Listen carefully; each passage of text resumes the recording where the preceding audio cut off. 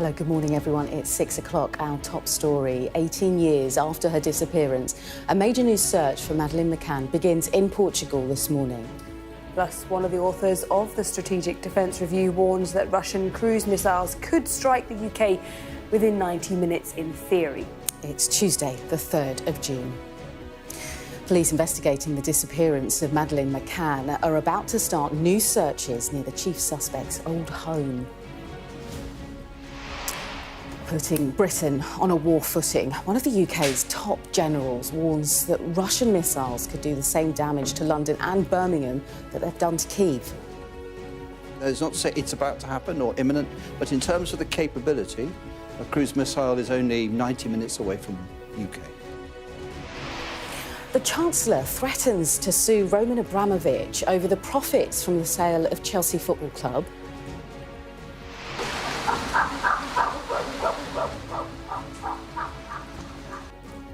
We also report from Sierra Leone on how a world-famous chimpanzee sanctuary is under threat from illegal land grabs. And in sport, Jack Draper is knocked out of the French Open after a stunning comeback from Alexander Bublik.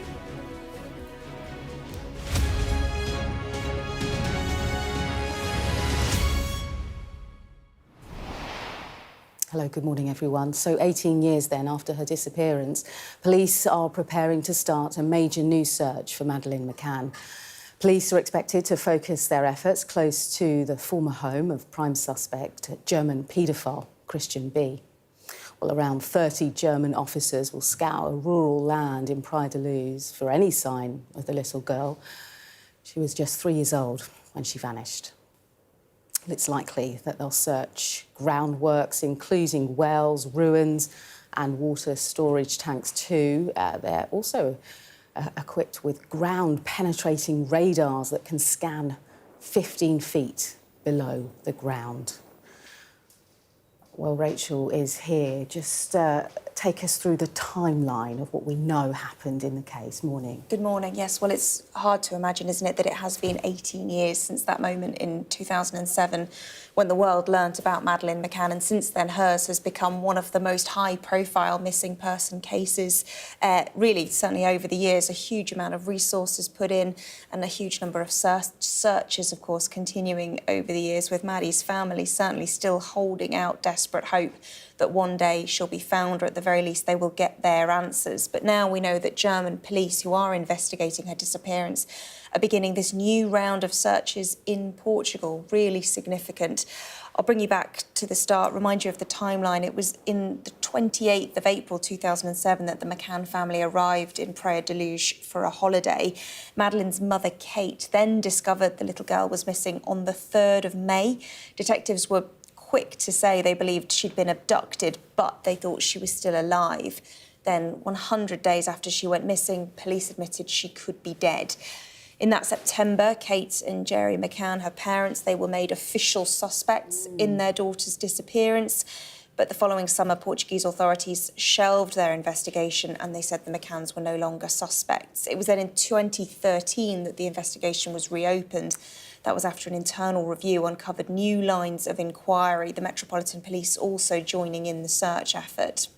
And then a really significant moment. 7 years later, German paedophile known as Christian B was identified as a prime suspect. Now, he has denied any involvement, but police started treating Madeleine's disappearance then as a murder investigation. It was in April 2022 that Christian B was made an official suspect. And in May 2023, German authorities searched a reservoir that was around 30 miles from Praia da Luz. And then that comes to today. Officers expected to search several plots of land near the house where Christian B lived at the time of Madeleine's disappearance. And Rachel, like you said at the start of this conversation, this was 18 years ago. So is this, do you think, one final push, this whole new search? I mean, it's hard to put it into that context, isn't it, really, when you see all of these moments, 2014 extra searches, 2023 police going back again. Obviously, they are just painstakingly building on their detail. Technology, of course, changing all the time, information changing possibly all the time. So we know about these radars that they're able to use, which can search 15 feet below the surface. There's around 30 German police officers, including forensic experts, who are out there beginning their searches within the next couple of hours.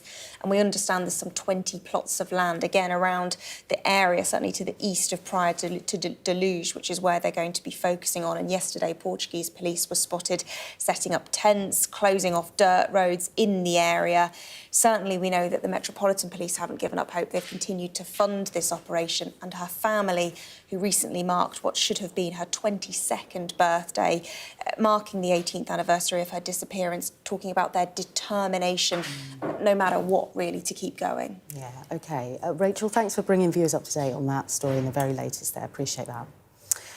Well, that's one of two stories that dominate today's front pages. We'll bring you to them now. The Mirror leads with a fresh police search for Madeleine McCann, and that's beginning in Portugal, as Rachel said, today. Radar search and dig for Maddie is the headline on the Sun there. The Daily Telegraph also says German police will sweep the area near former home of the prime suspect in the toddler's disappearance. Elsewhere, The Guardian leads on Sir Keir Starmer's pledge to make Britain battle-ready. The Times also focuses on the government's strategic defence review, which warned that Britain faces a new era of threat, while the Express has a former army chief attacking the Prime Minister for failing to confirm that 3% defence spending in the face of rising Russian aggression. All of those stories we'll be digging into today on Sky News Breakfast.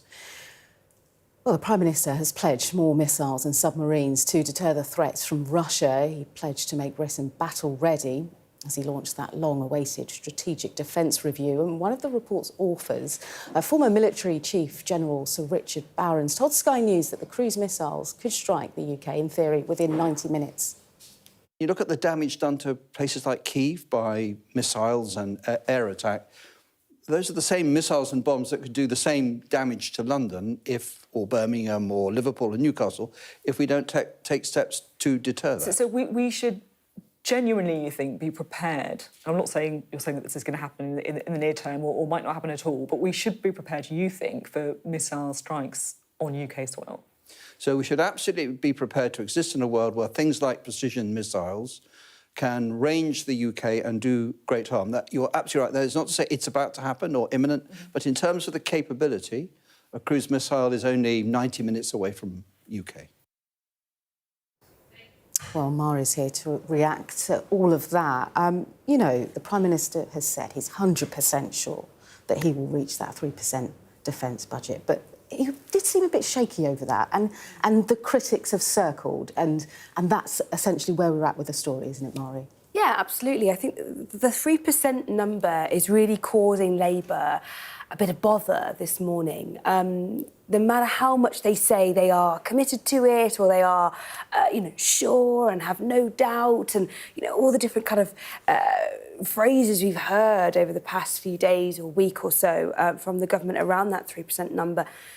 Nonetheless, irrespective of all the words we're hearing, we're not hearing the word promise, definitely, pledge. We are not seeing the money being allocated from the Treasury. And so, as much as they might like to persuade us that it's a done deal, unless they essentially, metaphorically sign on that dotted line, then it's not committed, and therefore it's not guaranteed. And that's the reality of where we are. And as you say, that's what's causing a lot of the criticism. So the Conservative Party are talking about it. For instance, they've been saying that, it's a fantasy. These are fantasy fleets that are being announced if the UK government isn't going to commit to that 3% target. Also, the Lib Dems are saying something similar. They say that it shows a concerning lack of urgency from the Prime Minister on this, and they want that 3% target actually to be sooner. So they don't want it to be 2034. They want it to be sooner than that as well. And also what's interesting is the Institute for Fiscal Studies. So Paul Johnson from the Institute for Fiscal Studies, he's been talking in the past 24 hours about this, and he's been saying that if economic conditions do not allow for that 3% spending, which we know is a possibility. We don't know what's going to happen in the world. We don't know what's going to happen with the British economy. And therefore, the UK government says if economic conditions allow, we will get to 3%. But what Paul Johnson is saying is if we don't get those economic conditions that we want, we don't get the growth that we want, then the UK government is going to have to put up quite chunky tax rises or not go to that 3% target. So essentially, if the economic situation doesn't improve in the way that we want it to, the two choices are going to be big tax rises or failing to actually meet that 3% target. And therefore, do they then compromise the UK's national security by not boosting that defence spending in the way that they say they want to? So there are tricky issues really ahead for the next decade when it comes to this. And then this morning we've had an announcement or a kind of extra little boost, as it were, from the government talking about this £5 billion investment in really cutting edge technologies. They're talking about drone and laser weapon technology. They want the UK to be at the cutting edge of NATO when it comes to some of this tech. They say it's going to be driven by the lessons of Ukraine.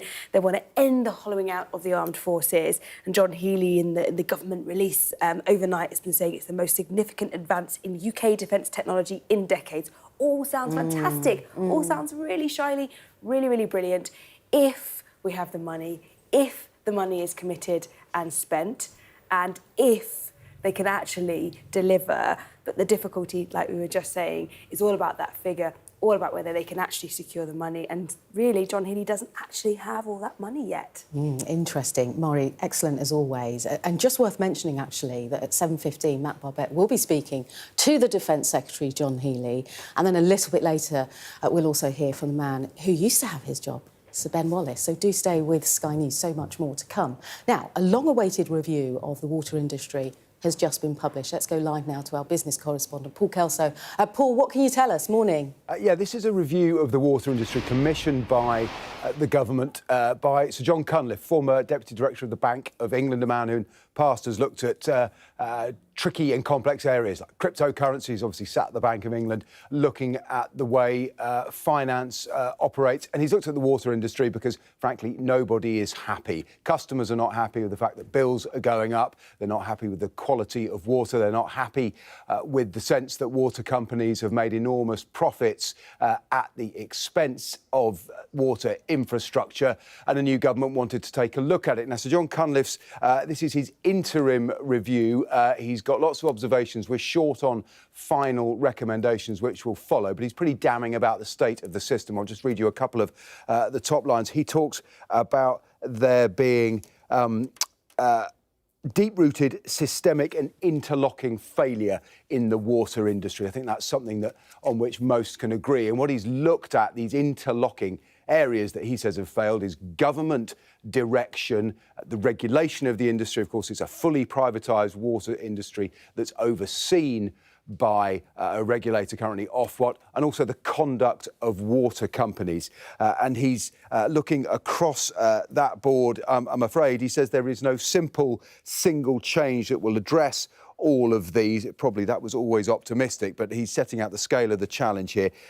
And he's looked across 5 areas. Let's just take a couple of them. On government direction, he says there has been a failure of clear enough direction from government. It hasn't been as clear as it should be. So the strategic direction that's set for the water industry and its regulator hasn't been clear enough. So for years, the focus was on keeping bills down, which actually happened quite effectively, but far too little focus, many would now say, on the management of companies and particularly the health of waterways. So a stronger strategic direction. He's talking about perhaps reviewing 80-odd laws and coming to a single, more clear set of legislation. He is considering bringing together the multiple regulators into one regulator, streamlining he talks about. And perhaps when it comes to companies, finally, Thames Water, the most obvious one where the company is in dire straits and much money has been made along the way by owners. It's perhaps the most significant thing is what he doesn't say. He says he's looking at whether more needs to be done to support transparency and accountability, which could include stronger duties for management. Those who've campaigned about the water industry say that is an understatement. But Sir John Cunliffe here, I think, holding his fire before the final report in the summer, but he is leaving his options open for some quite fundamental reform. But he hasn't yet told us exactly what it will be. OK, Paul, for now, thanks so much for that update. Well, let's take a look at some of the day's other stories for you this Tuesday. The government has threatened to sue Roman Abramovich over the proceeds from the sale of Chelsea Football Club. Now, the Russian oligarch sold Chelsea for £2.5 billion after Russia invaded Ukraine. Now, those funds, well, they remain in a frozen UK bank account, but are meant to be used for humanitarian causes linked to the war. Well, in a statement, the Chancellor, Rachel Reeves, and Foreign Secretary David Lammy said the government is determined to see the proceeds from the sale of Chelsea Football Club reach humanitarian causes in Ukraine following Russia's illegal full-scale invasion. We are deeply frustrated that it has not been possible to reach agreement on this with Mr Abramovich so far. While the door for negotiations will remain open, we are fully prepared to pursue this through the courts if required to ensure people suffering in Ukraine can benefit from these proceeds as soon as possible. Really interesting development, that. Now, a man accused of throwing petrol bombs at a pro-Israel rally, this was in Colorado, wasn't it, has been charged with a hate crime and 16 counts of attempted murder. Prosecutors said Mohammed Solomon had spent more than a year planning the attack, in which 12 people were injured. The FBI has described the incident as a targeted act of terrorism. Cancer death rates have fallen by more than a fifth in the last 50 years, but cases are on the rise. A report from Cancer Research UK found that people are now more likely to be diagnosed with cancer, but less likely to die from the disease. And tourists and businesses in Sicily have been forced to flee after Mount Etna started to erupt. It's the volcano's largest eruption in about 4 years. There's no immediate risk to the surrounding population, but the pictures, as you can see, are spectacular. A corporate manslaughter investigation has begun into failings that led to hundreds of babies dying at maternity units in Nottingham. Police say they're investigating whether the Nottingham University Hospital's NHS Trust has been grossly negligent. And a warning that this report from our health correspondent Ashish Joshi contains images of a stillborn child provided by her parents that some may find distressing. Harriet would have turned 9 this year, but it's another birthday her still grieving parents will never celebrate with her. Harriet was stillborn, but she would be alive today had the hospital listened to her parents' concerns. We know what happened to Harriet. We knew the moment that she died. She had negligent care. Harriet is one of the victims of the country's worst maternity scandal. And now the hospital trust who failed her is facing a corporate manslaughter charge. We have mixed emotions. You know, it's absolutely great that this investigation has been opened, but there has to be accountability at an individual level. They go into work every day and some of them don't provide safe care, and there have been no sanctions, and that's what needs to change. So alongside the corporate manslaughter, we really believe that there needs to be individual accountability or the culture at the hospital won't change. Nottingham University Hospital Trust is the subject of the largest ever NHS maternity review, being led by senior midwife Donna Ockenden. It includes more than 2,000 experiences of failing maternity care at the Trust, including deaths and injuries spanning more than a decade from 2012 onwards. In 2023, Nottinghamshire Police launched a criminal investigation into the Trust's maternity services. In a statement, Nottingham University Hospital's NHS Trust said, "We know how important the police investigation and independent review are for the affected families, the Trust and our local communities. We hope that affected families receive the answers that they deserve." I think that there needs to be, in effect, a confession. We did wrong. I did wrong. That's what that means to me. How was it allowed to happen? Who knew what, when, and why were they still employed, and why was there no accountability? These searching questions remain unanswered, but Jack and Sarah might now be taking one step closer to the truth. Ashish Joshi, Sky News. And if you've been affected by that story, you can contact the Samaritans at any time, of course, on 116 123 or email joe@samaritans.org. OK, we're going to pivot over to today's weather now. A bright start and always a warm welcome. The weather, sponsored by Qatar Airways. Well, it's looking unsettled for the next week or so, with widespread showers or more prolonged rain, but the south should be drier. Mid-month, it's windy with coastal gales in the northwest, outbreaks of rain moving through the southeastern half of England and blustery showers in the north and west. England will see cloud and increasingly showery rain becoming largely confined to East Anglia and the southeast this morning, with brighter skies moving in behind. A bright start and always a warm welcome. Qatar Airways sponsors the weather. Still to come on The Breakfast Show, a Sky News visits one of Africa's most famous animal sanctuaries, forced to turn away visitors because of illegal land grabs.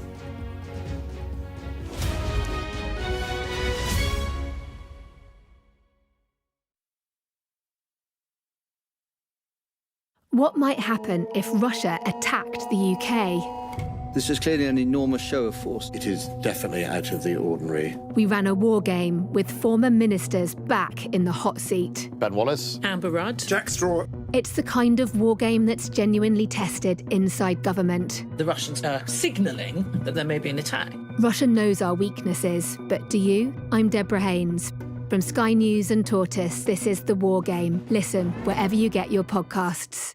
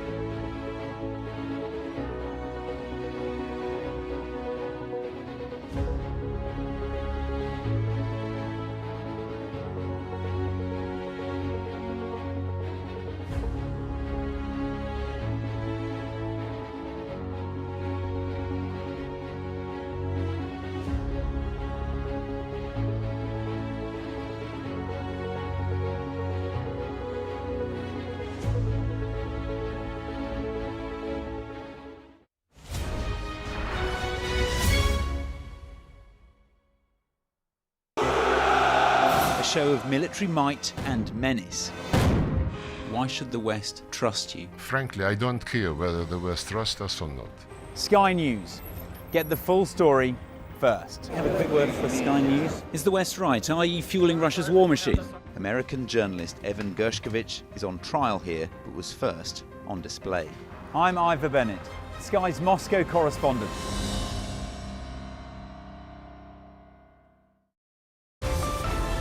Staying connected is vital for business. Sky Business sponsors this report. Early cloud and showery rain over the southeastern half of England will become largely confined to East Anglia and the southeast this morning, with brighter skies moving in behind. Elsewhere, expect sunny spells and blustery showers, with the showers concentrated in the north. It'll be cool and very windy. In the afternoon, we'll see the southeast slowly drying up, while the wind and showers in the south will eventually ease. Pollen levels will be low in the north, where the grass pollen season hasn't started yet, rising to high in the south. Sky Business sponsors this report. Now, decades of conservation efforts to protect the critically endangered western chimpanzee are being undermined by extreme illegal encroachment on one of Africa's most famous animal sanctuaries. Takugama in Sierra Leone has had to shut its doors to visitors indefinitely as its workers do all they can to protect the 120 chimps housed by it. Well, Sky's Africa correspondent Yusuf El Bagir reports. This lush rainforest isn't just scenery. It's a sacred home to our closest primate, the critically endangered western chimpanzee.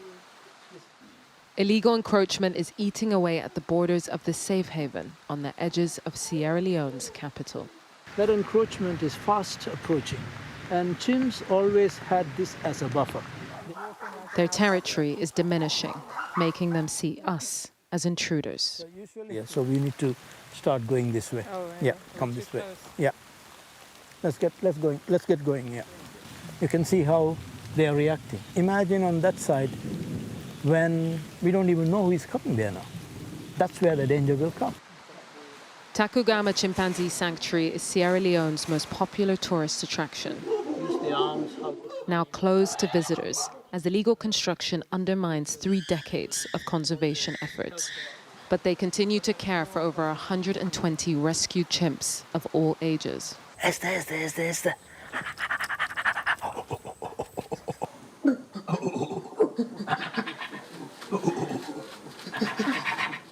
Every time a baby chimp arrives, people think, oh, well, you're doing a good job. You were able to confiscate a chimp and rescue a chimp and bring it here. But for me, as founder of the sanctuary, I feel defeated because this chimp shouldn't be arriving here.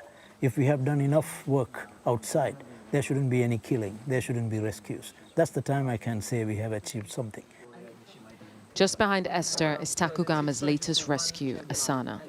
He's vulnerable and frail, slowly being nursed back to health by his chimp mum, Mama P. An informant sent this footage to Takugama of baby Asana being tormented as an illegal pet. They tracked him down and brought him to the safety of the sanctuary, where he can grow to become strong like his new older siblings. It's great to see that he's so playful, because by the time they get here, they've been rescued from really traumatic experiences at the hands of people in the country. So to see them in this state where they're healthy and playing around is extraordinary. Even without visitors, the sanctuary is rich and alive. But the severity of this moment for the chimps and the country cannot go ignored. Now we're closed indefinitely. But what if this becomes something wherein we can never open the sanctuary again to people to visit? Then you have all these young Sierra Leoneans who have to live their lives not even ever understanding fully what the national animal is, not having the opportunity to experience it. In the absence of funding from, at the moment, from the US government, it's going to be difficult for us to turn around quickly. But we are very resilient. We are like chimpanzees, so we will manage somehow. The resilience of these sensitive, bright creatures is being tested, as the space carved out for them by their human friends is increasingly coming under threat. Yusra El-Bagir, Sky News, Freetown. Yeah, an important story there by Yusra. It's on the Sky News website and app. We're heading for a short break. When we return, is the UK war ready? We'll get the thoughts of a former British Army officer next.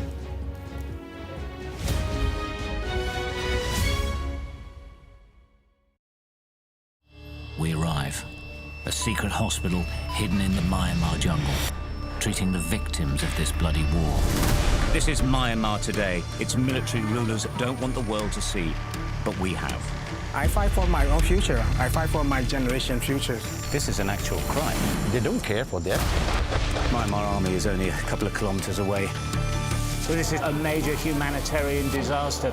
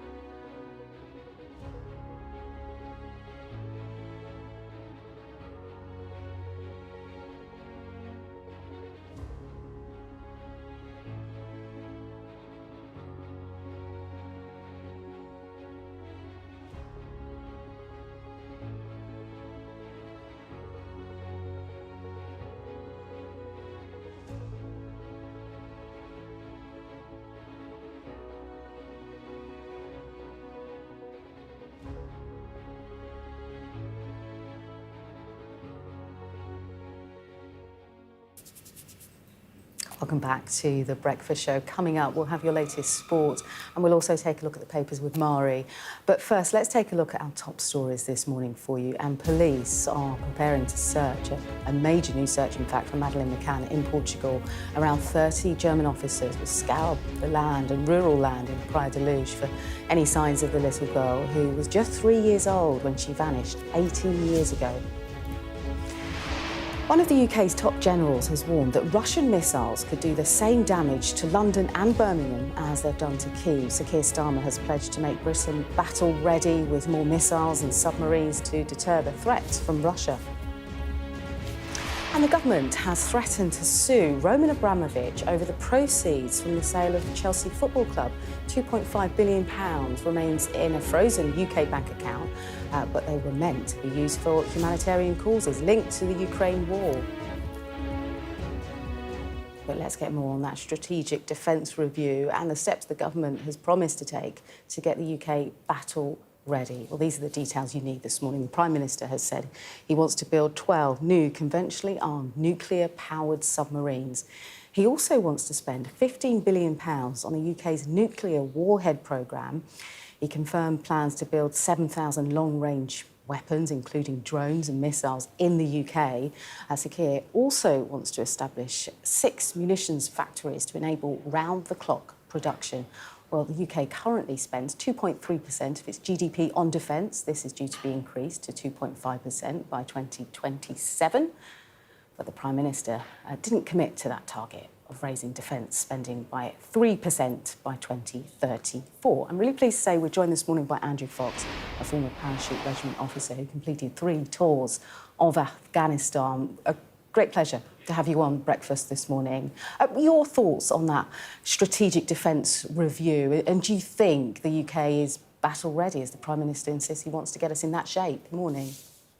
Good morning. Well, I'd say we're not battle ready now. There's been a period of austerity since really 2010 and the Cameron government, where the Army's been hollowed out, the Air Force are thin on the ground, and the Navy's ships aren't sufficiently protected by our own troops and relying on other nations to provide carrier group support.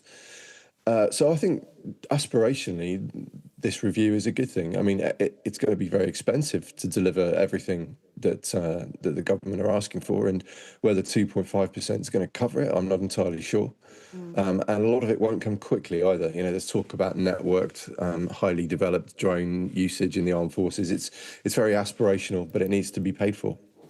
Yeah, you make such an interesting point and an important point, Andrew. It's going to be expensive. And defence is also about people. And you've served 3 combat tours in Afghanistan, so you'll know more than me on this one, because I know that you're close to the forces community currently. What are you hearing inside the military about morale? I mean, do people feel valued and mission ready? So I speak to a lot of the officer cadets that I trained at Sandhurst as they go into their careers in the field army, and the one unifying thing about their feedback is how they're coping with the undermanning of the army at the moment. They simply don't have enough troops, which means that even though the number of jobs they're being asked to do is not necessarily reduced, there's fewer people to do them. So they're exceptionally busy, and they're burning red hot. Actually, in a way that when I was in, even during the Afghanistan rotation, where we were, 18 months off, 6 months on, they're burning red hot in a way that my generation never were. So I think that seriously needs addressing. And that's one thing that didn't really jump out at me in this review, that they're going to address the problem of mass. They've talked about the problem of firepower with missiles and defences against missiles and getting factories up and running, but they haven't addressed the shortage of personnel that we have in the military today. And that all feeds into morale of current staff, then, I can only assume. What's the mood like? What are people telling you about how they feel? I think they're feeling, to a degree, that the job is far more demanding than perhaps they'd realised, and the hours they work are much longer. I do think the part of this review that talks about improving conditions for personnel, particularly housing, because that has been a running sore on the armed forces since those houses were sold off to Annington Homes. They've been allowed to slowly degrade over time, and some of my friends have given me horror stories about living in mold-filled houses. So the fact that they're going to invest in that kind of thing can only help.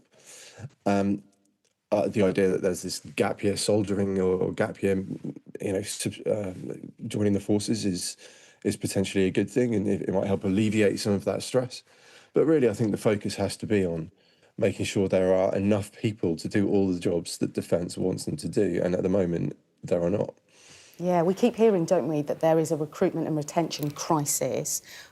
What do you think's driving that? Is it pay? Is it morale? Is it housing? Or is there something deeper, do you think, in culture going on? Well, I think broadly with defence, and it ties into the fact that people are going to have to be persuaded to pay for this defence review. I don't think there's a clearly defined threat at this point. I mean, we all know that Eastern Europe's a problem and that Russia has expansionist ambitions. But when you're looking at joining the armed forces and you find out you're simply going to be on rotation to Estonia or rotation to Kenya, and you're not getting the kind of excitement that we had when we were involved in active combat operations, when our recruiting was actually very good. That's one factor. Another factor has been the dreadful recruitment pathway. Taking 18 months from picking up the phone to the careers office to actually getting yourself over the line and putting uniform on for the first time is not good enough, because people have lives to live, people need jobs, and people can't sit around waiting for 18 months for the armed forces to sort themselves out and get people into training establishments. And so the reference in this defence review to fixing that can only be a good thing. But again, it just needs to be delivered on fast. And the problem is now, and it's not going to be solved immediately. So there needs to be something in the meantime to keep people excited and motivated and happy with their jobs. And just to wrap up, Andrew, and just briefly, I just wonder if we can just reflect on your time in the army. Would you do it all again, do you think? That's a huge question. That's a huge question. Yes, I think I probably would. I found motivation in serving my country, and it took the childhood ambition for me to jump out of planes and go away to foreign lands. My biggest regret is how the Afghanistan campaign finished. That's still a wound that hasn't healed, I think, for a lot of veterans of my era, is how badly that concluded. So, I do have some regrets, but it is something I would do again. OK, well, we thank you for your service, Andrew, and also thank you for talking to us this morning. Thank you. OK, let's take a look at your sport now. Staying connected is vital for business. Sky Business sponsors this report. How do you manage to keep your spirits up and the spirits of your teammates after challenges you may face? Self-confidence in yourself and your own ability is such an important aspect to have. I've had a number of injuries the last year and a half or 2 years, and they've taken their toll on my head at times. Sometimes you just need to grab somebody and just give them a hug, tell them that it'll be okay. Professional footballers helping young people with their mental health. That's the aim of virtual soccer schools, alongside learning platform Amazing People Schools. Online, in person, and with AI technology. My question is, how do you deal with stress on and off the pitch? Football is the most powerful sport in the world, and utilising footballers, we just see them as players on the pitch, passing the ball and scoring goals, but they have so much more to offer. So at VSS, we're providing them with a platform to showcase their mental health strategies, their setbacks, how they deal with anxiety, pressure and growth mindset, just not on the pitch, but how they utilise it off the pitch as well. Former Arsenal defender Thomas Vermaelen was the latest footballer to take part in the charity's first ever in-person session. Allow yourself to be disappointed. I enjoy passing on experiences, if it's about mental health, my career, the pressure I've been through, giving my experience to the younger generation is something that I really like. In earlier years, we didn't really speak about it, so it's just we get along and we go through tough times, but you hear now players basically after their career opening up about the struggles they had during. As ex-professionals, if we can give some sort of experience of insight, what to expect, or any advice we can give to to the younger generation, I think it's only good. We can prepare them a little bit. That sentiment was shared by Chelsea midfielder Kiernan Dewsbury-Hall. It is important in this day and age to talk about it because there's a lot of people that go through it. As a youngster, I probably let things affect me a little bit more, and I was a bit more naive to it. Sky Business sponsors this report. Now, Sarah Jessica Parker has spoken to Sky News about the new series of And Just Like That, the spin-off of the hit franchise Sex and the City. And the actor says she's proud the show deals with the real moments that happen to women as they age without a rose-tinted lens. I have no influence over the stories we tell, and I certainly have never had conversations with the writers to say, make it more like me, make it align with me. In fact, that would feel not only boring, uninteresting, but inappropriate. Carrie's life is very different than mine. Obviously, there are things that we share or are aligned on. We love a city that I live in, that she lives in. We're both readers. But her life has been so different than mine. The rule in the writing room has been, for as long as I've known, the story can only be as far removed as one person from the writer. So every single story told has either happened to a writer or to a friend or family member or colleague of the writer. So these stories about having active, adventurous, intimate lives are the lives of people happening all the time. And you don't flatline at 50 or 60. People are living pretty colorful, interesting, exciting lives, and they're, have influence and authority. They're trying new things. They're leaving marriages. They're saying goodbye to kids. They're starting new jobs. They're leaving jobs. And they're getting married. They're widows. There's just endless amounts to talk about, and it should be. We do have to bring you some breaking news now, and it's coming out of Gaza because the Gaza Health Ministry, which is run by Hamas, says 24 Palestinians were killed while waiting for aid in Rafah. This happened early this morning. Now, the Israeli military has released a statement in which it says it's fired shots near the aid distribution complex after its troops identified several suspects moving towards them. The IDF also says that details of the incident are under investigation now. If we do get any more information through the morning, we'll bring you that as we get it. Still to come on The Breakfast Show. After a short break, we'll be discussing the stories in today's papers with Maury.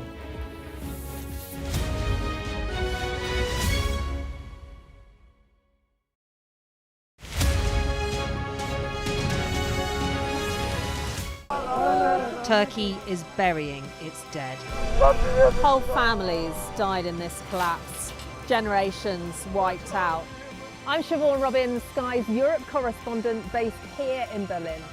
This is just a small sample of the deadly arsenal taken off the streets. Anyone could say, I'll do that, and then have to go and shoot someone. Yes. Sky News, get the full story first.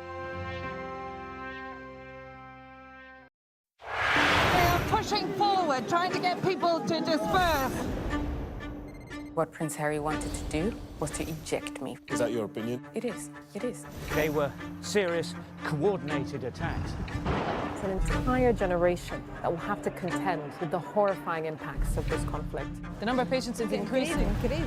It's been quite some day. Hey, what country are you from? The UK. Why don't you go back to your country? You've gone viral. I've ever had such a reaction. It's just incredible. Since the Oval Office meeting, have they reached out to you? If Ukraine asks for help and its allies decide to help, then that's the end of it. Criticism of you, the president, is banned. How is this a fair election? Historic day here today. Beth Rigby from Sky. You said to people, I'm not coming back for more, but you have come back for more. There could be some more painful decisions to come. Thank you. Thank you. I'm James Matthews, and I'm Sky's US correspondent, based here in Washington, D.C. I've covered some of the biggest stories in the world. I'm Deborah Haynes, Sky Security and Defence Editor. I've covered Russia's full-scale war since it began, witnessing the terror and the trauma. I'm Stephen Murphy, and I'm Sky's Ireland correspondent based here in Dublin. Sky News, get the full story first. I'm Martha Kellner, and I'm Sky's US correspondent based here in Los Angeles. Getting the chance to tell people's stories, it's a privilege. I'm Adam Parsons, Sky's Europe correspondent based here in Brussels. I'm Dan Whitehead, Sky News' West of England and Wales correspondent. Sky News, get the full story first, free, wherever you get your news. We arrive. A secret hospital hidden in the Myanmar jungle, treating the victims of this bloody war. This is Myanmar today. Its military rulers don't want the world to see, but we have. I fight for my own future. I fight for my generation's futures. This is an actual crime. They don't care for that. Myanmar army is only a couple of kilometers away. So this is a major humanitarian disaster.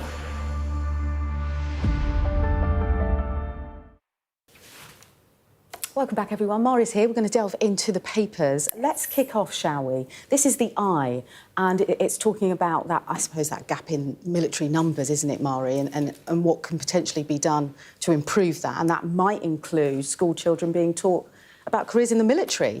Yeah, this is really interesting. So, as part of the Strategic Defence Review, we've been talking so much about money, haven't we? Yeah. And about, for instance, submarines and those kinds of things.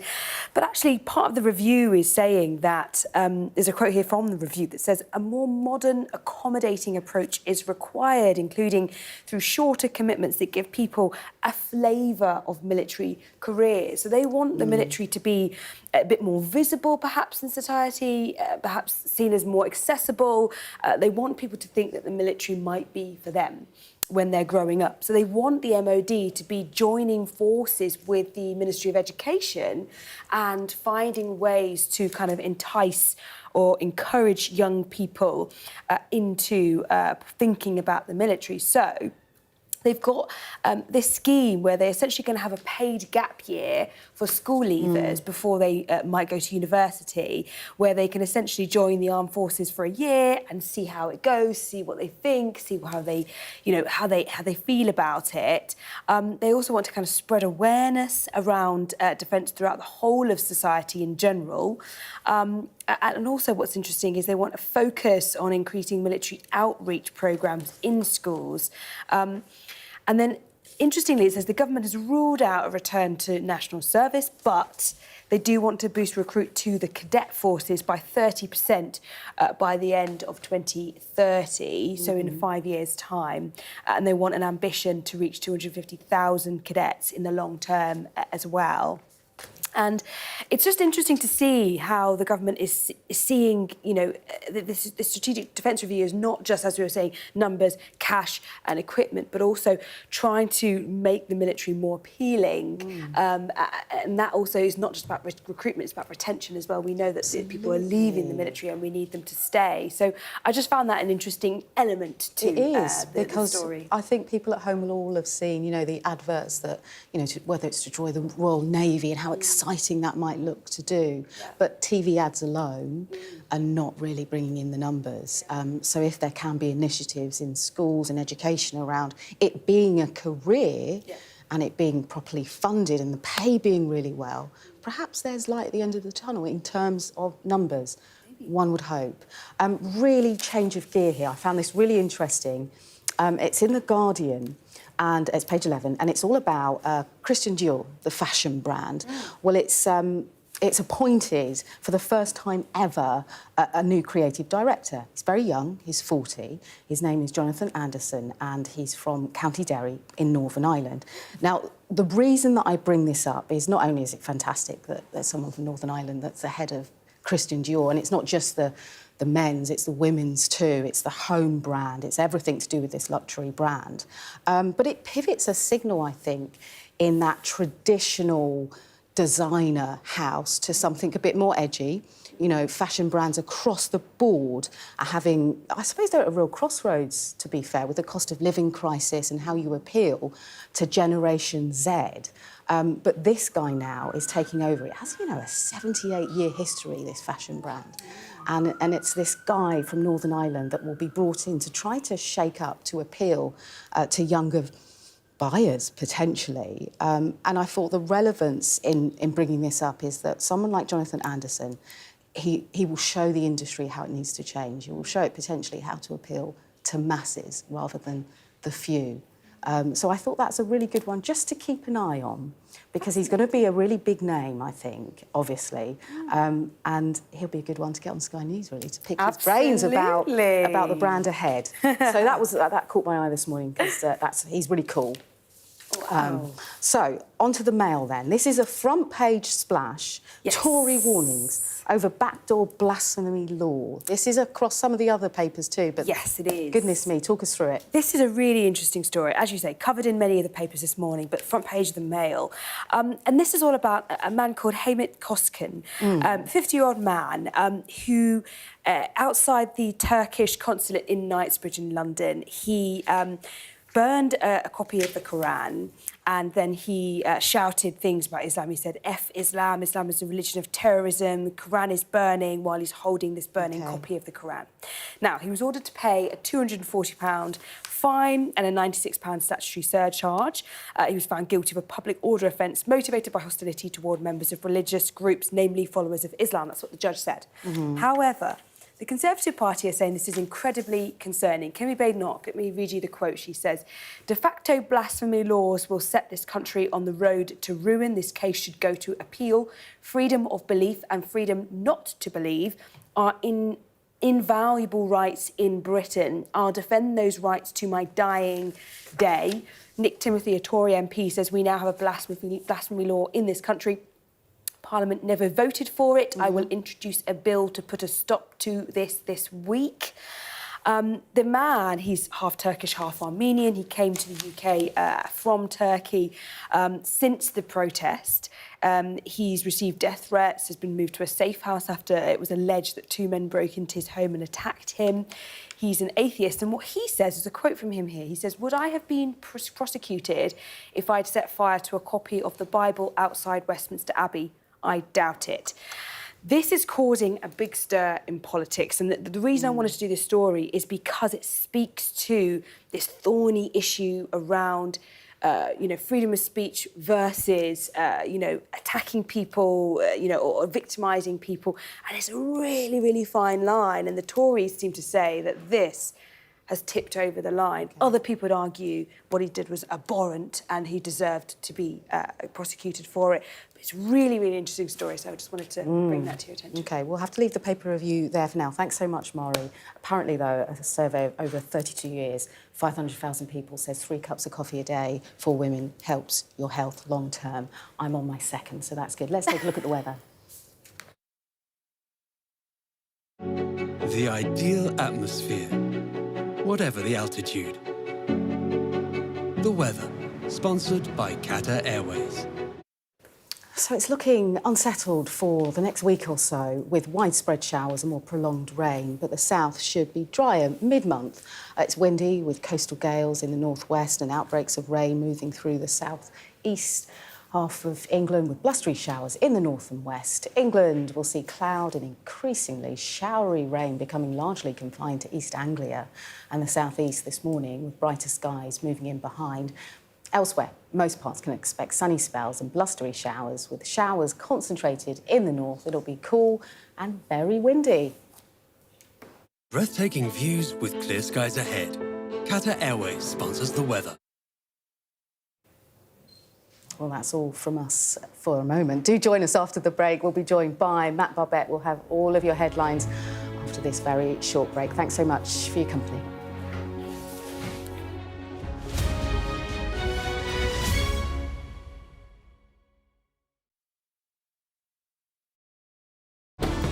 Jubilation in the streets, while some emotional. This is a political victory for Prime Minister Modi and his Hindu Nationalist Party. I'm Neville Lazarus, and I'm Sky's reporter based in Delhi. Companies like these are helping India in its trajectory to be a serious player in space exploration. Sky News, get the full story first.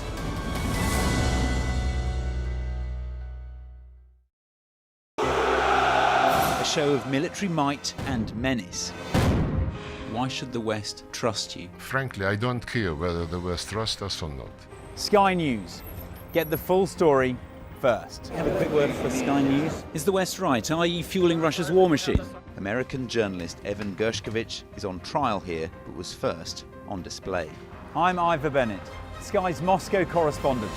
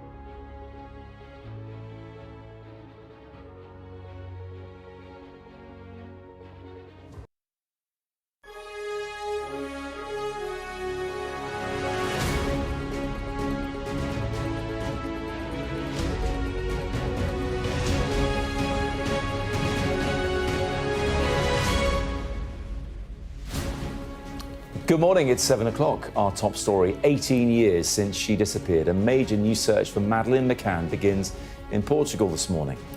Plus, one of Britain's top generals warns that Russian cruise missiles could strike the UK within 90 minutes in theory.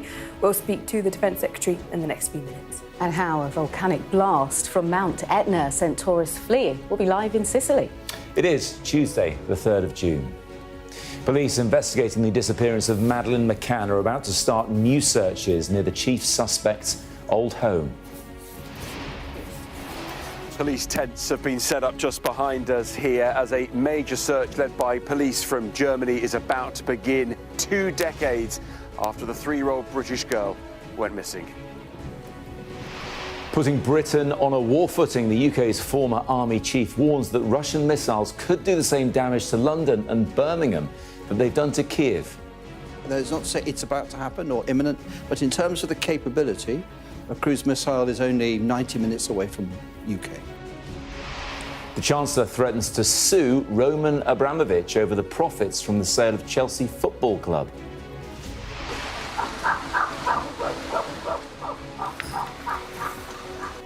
And we report from Sierra Leone on how a world-famous chimpanzee sanctuary is under threat now from illegal land grabs.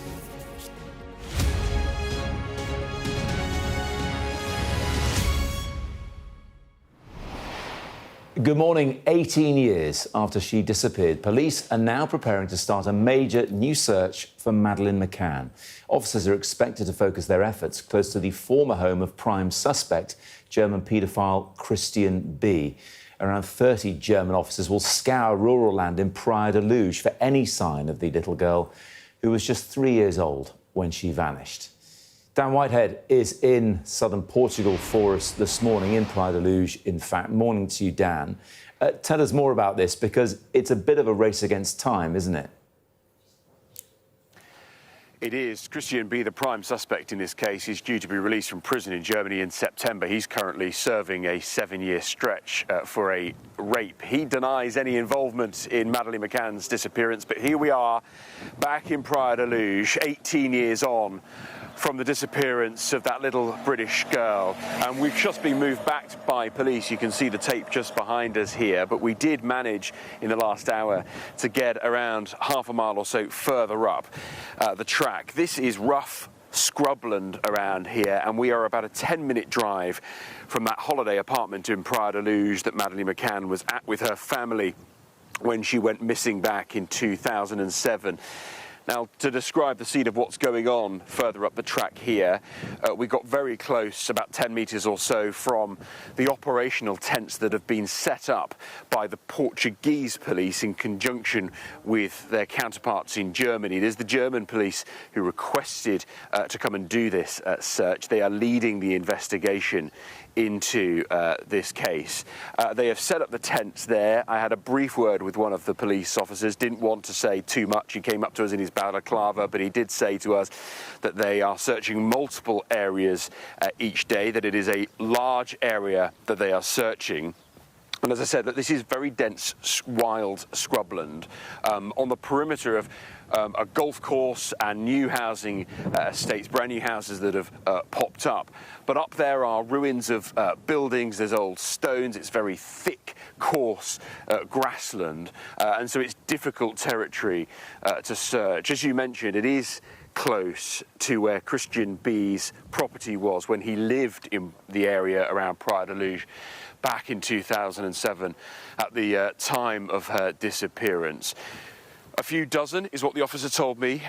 German police will be joining the search here, and it's expected to go on until at least Friday. In terms of what they are looking for, well, they are looking for a body. They are looking for any clue that Madeleine McCann was brought here or was in this area. I did press the officers to exactly what sort of places they're looking at. There are local media reports that there are places like wells, old ruined buildings, and indeed we've seen some of those up there. It is an area where there's nothing particularly around. There are a couple of buildings occupied, but generally this is an unoccupied scrubland area, and it is going to be a difficult and comprehensive search that, as I say, is going to last until Friday. This is arguably one of the most high-profile missing person cases in the world. All eyes will be on this patch of Praia da Luz, as I say, only a 10-minute drive from where Madeleine McCann, who was just 3 at the time, went missing 18 years ago. Dan, in the Algarve, thank you very much indeed. Here, the Prime Minister is pledging more missiles and submarines to deter the threat from Russia. He promised to make Britain battle-ready, in his words, as he launched the long-awaited Strategic Defence Review yesterday. But one of the report's authors, the former military chief, General Sir Richard Barrons, told Sky News that cruise missiles could strike the UK within just 90 minutes. You look at the damage done to places like Kyiv by missiles and air attack. Those are the same missiles and bombs that could do the same damage to London or Birmingham or Liverpool and Newcastle if we don't take steps to deter that. So we should genuinely, you think, be prepared. I'm not saying you're saying that this is going to happen in the near term or might not happen at all, but we should be prepared, you think, for missile strikes on UK soil. So we should absolutely be prepared to exist in a world where things like precision missiles can range the UK and do great harm. That you're absolutely right. That is not to say it's about to happen or imminent, but in terms of the capability, a cruise missile is only 90 minutes away from UK. Mari's here. Look, Mari, the PM says he's 100% confident the recommendations in the review would be delivered, and the government took on all the recommendations from the review. But others saying they're not committing to actually paying for this. And that's the difficulty, isn't it, Matt? This morning, we have the same argument going on that was going on yesterday about that 3% figure. And the difficulty is that as much as the government want to dress it up or use lots of different language around how they're sure, they're certain that they'll meet that 3% target, at the end of the day, they have not committed to it. That cash is not there, as much as they want to dress it up. And therefore, they have a range of options. So option number one is economic conditions do allow, they have the cash, they get the growth and they can spend it and we get to 3% by 2034. Brilliant. On the other hand, if economic conditions do not allow, which is what the IFS has been talking about, the Institute for Fiscal Studies yesterday, they have two options. They either have to implement quite chunky tax increases, which is what Paul Johnson of the IFS has been saying, or you'd have to not meet that 3% target, which could therefore be branded politically as a failure and arguably as perhaps not committing to the defence of the nation. So you have a really tricky situation there. You've got the Conservative Party saying that the government needs to be committing to that 3% target sooner.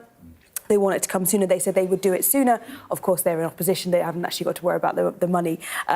Easy to say that in opposition. Lib Dems are saying something similar. They say that it shows a concerning lack of urgency from Keir Starmer, that he isn't committing wholeheartedly to the 3% target, and they want that to be sooner than 2034 as well.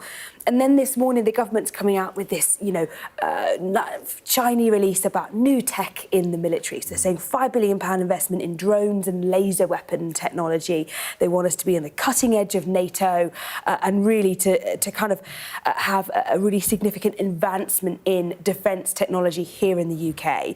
And it all sounds great, but we go full circle back to the money. Yeah. And the fact that they haven't committed to that 3% figure yet means that a lot of what is in the Strategic Defence Review and some of this big investment around tech this morning feels like it might slightly be hopeful, wishful thinking, and we don't know actually if all of it is deliverable yet. I think the other thing to think about, Mara, as well, isn't it, is we're one of the biggest spenders in NATO, but maybe we're one of the biggest wasters as well, because if you only have to look at Britain's two aircraft carriers and all the travails they've had in recent years to think maybe we should be spending this a bit smarter. I know others have been saying that, haven't they? Exactly. So Dame Margaret Hodge on Sky News last night was talking about the amount of waste in defence procurement, and it's been a national scandal for a long time. It's nothing new, but the amount of waste is really staggering. She was saying when she was on the Public Accounts Committee, at one point she found about £8 billion of wastage. £8 billion. £8 billion. I mean, you can't imagine. It's an eye-watering amount of money. You know, earplugs that don't work and ordering things that don't work or the wrong thing. So also, I think for the government, the key thing, and they have this, Office of Budget, Office for Wasting Money or whatever they call it. They keep changing the name. Exactly, but not Doge. Don't call it Doge. But the difficulty is actually they want that money to be spent really, really well, and so do taxpayers if they're going to potentially have to make sacrifices for it. I will be putting these points to the Defence Secretary, John Healey. He'll be joining me in around about, 5 minutes' time or so. A little later, we'll hear from the man who used to have his job as well, who is being critical, as you'd expect, Sir Ben Wallace. But first, Leah's right here with the rest of the day's stories. Morning. Thanks so much. Morning, Matt. Thank you. Morning to everyone at home too. A long-awaited review of the water industry has just been published. It contains strong criticism of the government and needs to be a fundamental strengthening of regulation to address failures. Let's go live to our business correspondent, Paul Kelso. Paul, tell us more about this very damning. It is Sir John Cunliffe, former Deputy Governor of the Bank of England, been asked by the new government last year to review the water industry because nobody's happy. Consumers aren't happy that bills are going up. People using rivers aren't happy that they're full of sewage. Companies, some of whom have made major returns to their shoulders, they aren't happy because they feel they're over-regulated and can't get enough investment to support the work the public wants. So Sir John has looked at the system. He has talked about interlocking failures that are deep-rooted. He says there is no simple solution. He sets out here today the problems. He's held fire on what he will make in his final recommendations. But the challenge is essentially, he says, a lack of clear direction from government over decades, a failure of the regulator to protect both bill payers and the environment, failure of the water companies to act in the public interest and also sometimes in their own private interest. and overly complex legislation. In terms of what he's going to recommend to do about it, it looks like he will call for a clearer direction from government, more regional planning of the kind of resources we need for our water system, much stronger regulation. He'll recommend a change in the way Ofwat oversees the company. He's also talking about failures in the environmental regulation, so perhaps a super regulator. He doesn't say anything about what he'll do about those companies people are so concerned about who've made so much money, other than he is looking at it.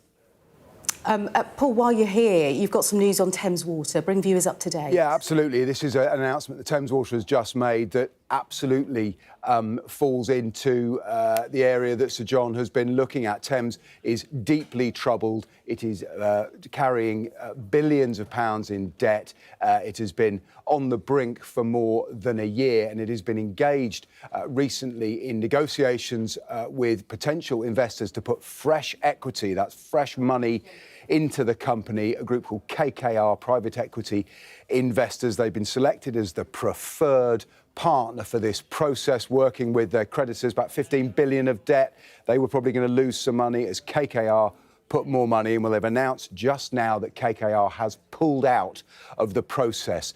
So the life raft that Thames Water was hoping to use to reset and refloat the company in a more effective and frankly sustainable way, that has gone. The company says it's disappointed, but it will continue to talk to its creditors and to its stakeholders. But this news about Thames absolutely sums up the fundamental challenge of the water industry.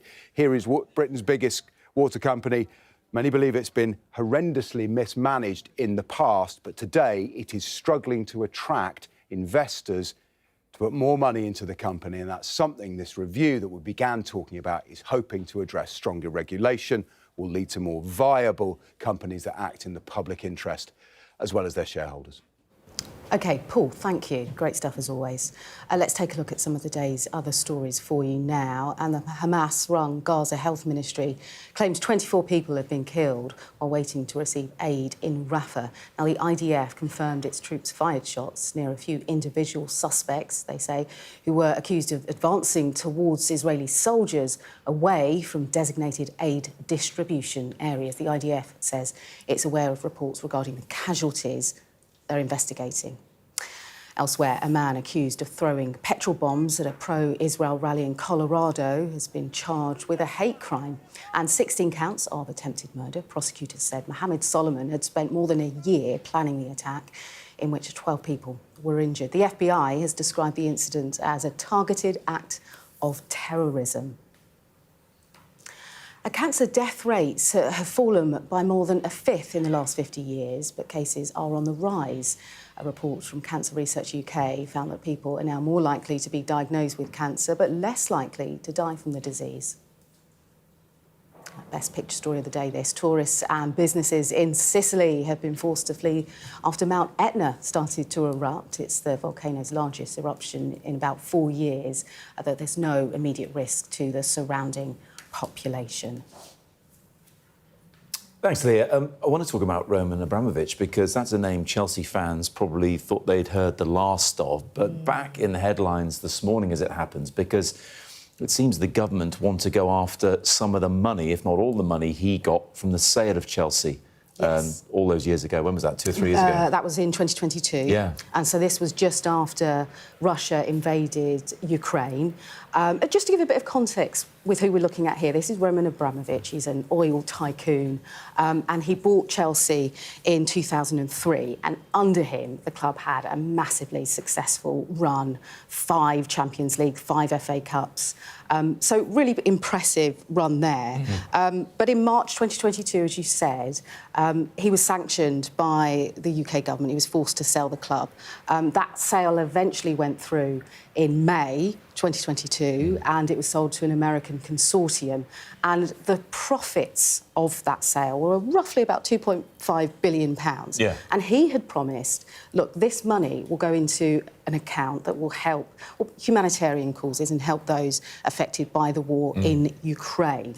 But there's been some disagreement with how that money will be used. Yeah. And this is where the UK government now are quite, I suppose, losing their patience It's still a just little. sat in that account. It's still in that account. No one has received any benefit from that money. There is a statement, though, from the Chancellor and David Lammy. Let me read that to viewers. So the statement goes, the government is determined to see the proceeds from the sale of Chelsea Football Club reach humanitarian causes in Ukraine following Russia's illegal full-scale invasion. We're deeply frustrated that it's not been possible to reach agreement on this with Mr Abramovich so far. And while the door for negotiations will remain open, we're fully prepared to pursue this through the courts, if required, to ensure people suffering in Ukraine can benefit from these proceeds as soon as possible. Just to mention that Roman Abramovich was alleged to be linked with Vladimir Putin. He's always denied that charge. So it's just important just to thread that through the story too. Absolutely. I'm sure that one will develop throughout the morning. Changing focus now, decades of conservation efforts to protect the critically endangered western chimpanzee are being undermined by extreme illegal encroachment on one of Africa's most famous animal sanctuaries. Takigama in Sierra Leone has had to shut its doors to visitors indefinitely as its workers do all they can to protect the 120 chimps that are housed there. Sky's Africa correspondent Yusra El Bahir reports. This lush rainforest isn't just scenery. It's a sacred home to our closest primate, the critically endangered western chimpanzee. Illegal encroachment is eating away at the borders of this safe haven on the edges of Sierra Leone's capital. That encroachment is fast approaching, and chimps always had this as a buffer. Their territory is diminishing, making them see us as intruders. Yeah, so we need to start going this way. Oh, right. Yeah, come this way. Yeah. Let's get going, yeah. You can see how they are reacting. Imagine on that side when we don't even know who is coming there now. That's where the danger will come. Takugama Chimpanzee Sanctuary is Sierra Leone's most popular tourist attraction. Now closed to visitors as illegal construction undermines 3 decades of conservation efforts. But they continue to care for over 120 rescued chimps of all ages.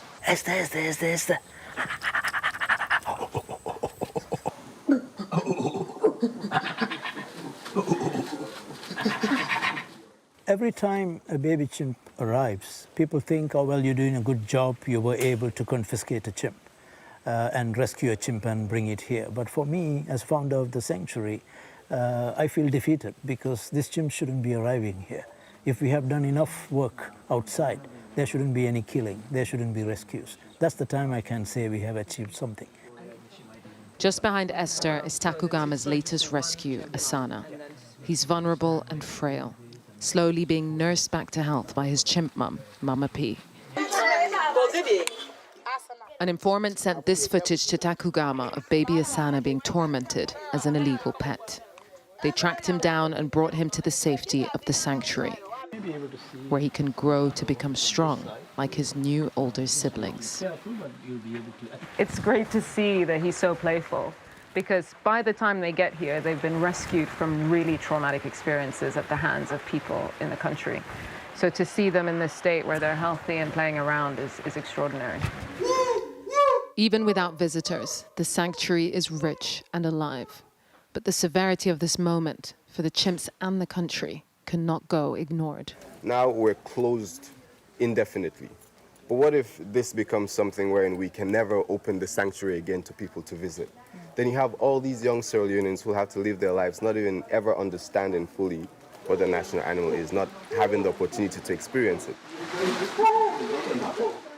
In the absence of funding from, at the moment, from the US government, it's going to be difficult for us to turn around quickly. But we are very resilient. We are like chimpanzees, so we will manage somehow. The resilience of these sensitive, bright creatures is being tested, as the space carved out for them by their human friends is increasingly coming under threat. Yusra El Bahir, Sky News, Freetown. Defence Secretary John Healey joins us this morning following a big day yesterday. Good morning to you. As I said there, big day yesterday, big announcement in Parliament after many days of preempting it. You have taken on all the recommendations of the Strategic Defence Review, but what has been missing, John Healey, is confirming that you'll be able to pay for it all with a 3% GDP spent on defence. Can you confirm that is the case? On the contrary, the Prime Minister said yesterday, we are committed to spending what we need to deliver this review. This review can be delivered in full, will be delivered in full. It sets a vision for the next 10 years on how we've got to transform our armed forces, how we've got to make the extra defence investment that we're putting in become the engine for growth right across the country, and how we make our armed forces personnel at the heart of our defence plans with better pay, better kit, and better housing. And I've recently announced 1.5 billion extra to deal with the scandal of military family homes that for too long have been damp, mouldy and substandard, and 8,000 of them aren't even fit to even be occupied. So you can confirm that the government will definitely spend 3% of GDP on defence spending? We're 100% committed that we can reach that. And confirmation are two different things. Is this definitely happening or not? Look, I'm 100% confident we can deliver this review, we will deliver this review, and that we can deliver the 3%. What's more important, of course, is that what we can do now that counts. And we're putting an extra £5 billion this year into the defence budget. We've said we'll hit 2.5%, 3 years earlier than anyone expected in the year after next. And we've said exactly how we'll fund that. We're going to switch a difficult decision, but we'll divert money out of overseas development aid. We'll put it into defence because that's what is needed to reinforce our armed forces, make the country safer. It allows me to make the decisions now, like I'm announcing today, an extra £1 billion in this Parliament for laser weapons that in 2 years' time will be on our ships, the first European nation to have laser weapons in service. It allows me to save £4 billion, doubling the amount of money going into drone development in this Parliament. And that is a way of boosting British jobs, creating small businesses, creating opportunities right across the UK. Yeah. It's the way that we get the defence dividend from this extra record defence investment that we're making. Because the argument is that we wasted the peace dividend after the end of the Cold War. You're talking about more money by the end of this Parliament, the ambition that you have, and you haven't confirmed that you'll definitely have it. The ambition is 3% of GDP by the end of the next Parliament. In the meantime, countries like Germany are saying that Russia will attack us in the next 4 years. We're not ready for that, are we? Well, NATO's doing exactly what's needed, and Britain's playing a leading part of that. We're reinforcing the strength of NATO, the ability to deter any threats in the future, the ability to defend our 32 NATO nations together in the future as well, because in the end, a greater warfighting readiness is about a stronger deterrence, and that we avoid the wars we don't want to fight by being strong enough to win them if we have to. Yeah, but let me come back on NATO, because their ambition now, we hear from Mark Rutte, the head of NATO, is that countries spend 3.5% of GDP on defence. And we've had Russia fighting in Ukraine, annexing Crimea 11 years ago. So you're not quite spending the money that NATO requires and not acting anywhere near quickly enough. Well, Mark Rutte, the Secretary-General of NATO, of course, strongly welcomed the SDR, the review, yesterday. There are discussions about what NATO nations spend. There are even more important discussions about what NATO nations contribute to NATO, the capabilities that we contribute and other nations to make our collective defence stronger. And the UK is the only NATO nation that fully commits its own nuclear deterrent to the defence and security of other nations. We will be the first NATO nation in Europe to have a fully operational laser weapon in 2 years' time because of the new investment we're putting in. And because of the investment today that I'm announcing into doubling the amount of drone over the next Parliament, we'll be at the leading edge of innovation in NATO. It's the way that we contribute to NATO in what we provide. But not just sorry to interrupt you, one of the things that concerns military people the most is aerial defences. And former military chief General Sir Richard Barrons says that cruise missiles could strike the likes of Birmingham and London within 90 minutes. What are you doing in terms of perhaps a dome? We see Israel with their Iron Dome. We see the US talking about a Golden Dome of aerial defences, whereas we're talking minutes in terms of a possible attack, and you're talking parliaments and decades in terms of the full investment. Well, of course, we're part of NATO. Our front line is not on the coast of the English Channel. It's on the border of Estonia and Lithuania, on the edge of Russia. So our defence, in all cases, including air and missile defence, starts with our other NATO nations, and we're playing a leading role in coordinating the efforts to make sure that we can develop that with other nations in the future. And we've made the commitment to respond to the SDR recommendation. We'll put £1 billion in this Parliament to developing our own UK radars, communications and ability to detect any aerial attacks in the future. Look, while I've got you, I'd be keen to know your thoughts on your colleagues in the Cabinet, the Chancellor and the Foreign Secretary, talking about potentially suing Roman Abramovich to get their hands on the £2.5 billion he made from the sale of Chelsea Football Club. What's going on there? Well, quite right. This is part of the frozen assets connected with the Russian state and those who are, like Abramovich, very closely related to the Russian state. These are assets which could be put to use to support Ukraine, and in particular the redevelopment of Ukraine if we can get a ceasefire. And so the Chancellor and the Foreign Secretary are right to say, look, we will take every step, including potential legal action, to make sure that we can make these assets available to support Ukraine in the future. And look, one final question, which is another story I'm sure you will have seen today, the conviction yesterday of a man, Hamit Koskan, who burned a copy of the Quran outside the Turkish consulate.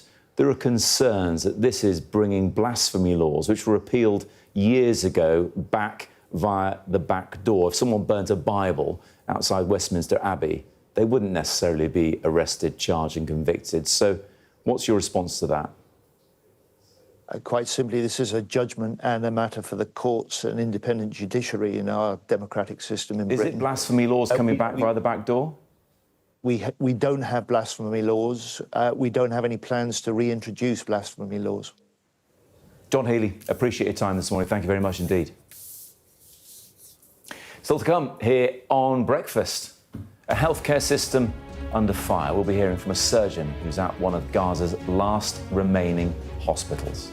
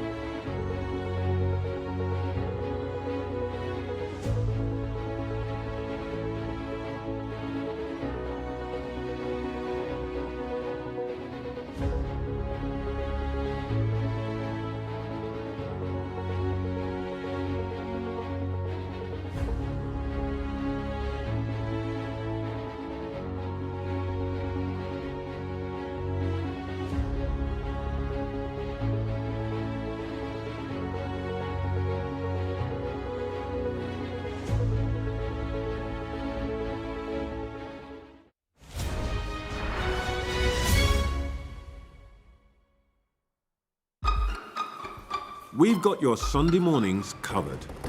From the front page and the sounds of the streets to the voices of the people who make the major calls and big picture politics beyond Westminster. We'll put you at the heart of our story. I'm ready. Are you?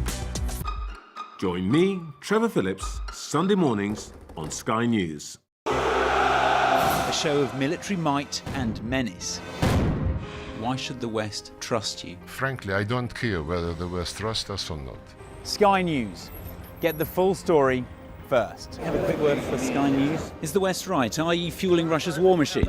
American journalist Evan Gershkovich is on trial here, but was first on display. I'm Ivor Bennett, Sky's Moscow correspondent.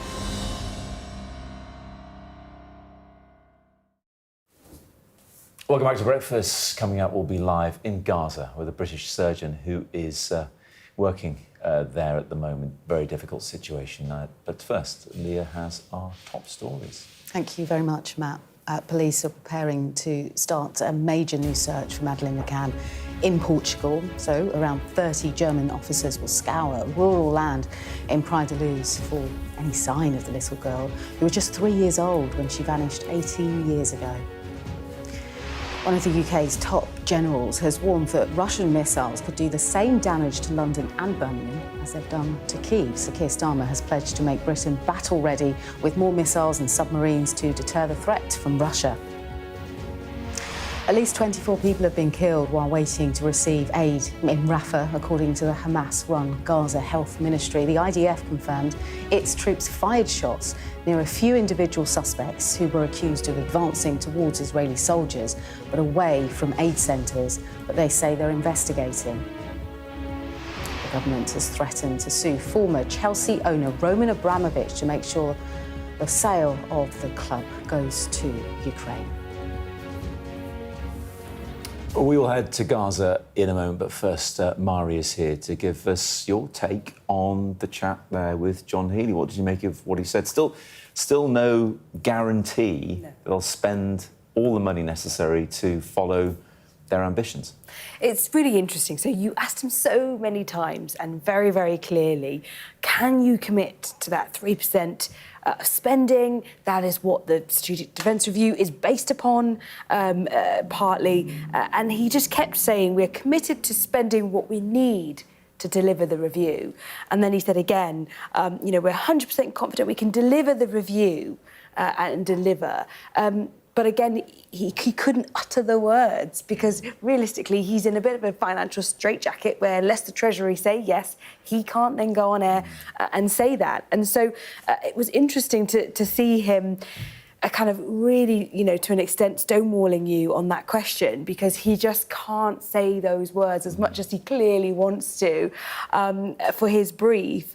And also, he was talking about how he was trying to kind of justify it by saying it's not just about how much we spend, it's about what we contribute to NATO, wasn't it? That was one of the things he was saying. So he was saying, we are the only nation that fully commits our nuclear deterrent to the defence of other nations. He said it's the way we contribute to NATO, not just what we're spending in terms of monetary value, which of course is important, but a lot of people would say actually it's not entirely that. It is still money matters and you need to put your money where your mouth is sometimes. Yeah, a lot of the commentary this morning is saying there's a gap between the rhetoric and the reality. You have to choose between welfare and warfare. It just presents more difficult decisions that might need to be made down the line. Mari, thanks very much indeed for the time being. Let's remind you now, though, about a developing story that's happening this morning. Gaza's health ministry, which is run by Hamas, says at least 24 people have been killed while waiting to receive aid in Rafah. The Israel Defense Forces confirmed it fired shots near what they call a few individual suspects who were accused of advancing towards Israeli soldiers. They say they are investigating. Well, Nasser Hospital in Gaza is one of the last functioning medical facilities, and a team of British doctors is working there, and they say the situation has become desperate with supplies scarce. One of the doctors working in Rafah is Goher Rabor, a consultant surgeon from London, and he joins us now. Good morning. Thanks so much for taking the time to join us. How are things there at the moment? Hi there, morning. Thanks for having me.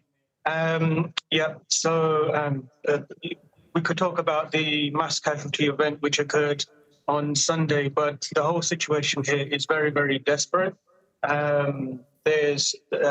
You've had guests before, but just generally the situation with antibiotics and swabs, muscle relaxants, there's just a complete lack of everything.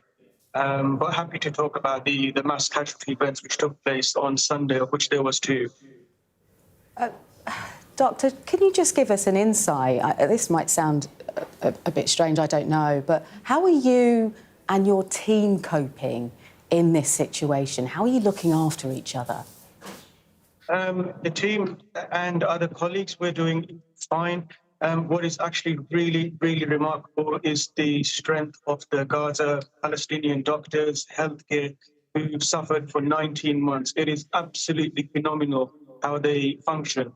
And I'll give you an example. So in the mass casualty event, one of the consultants who was operating with, his cousin had actually gone to the food distribution center, had been shot, had been killed. This consultant buried him on the Sunday and then came to work.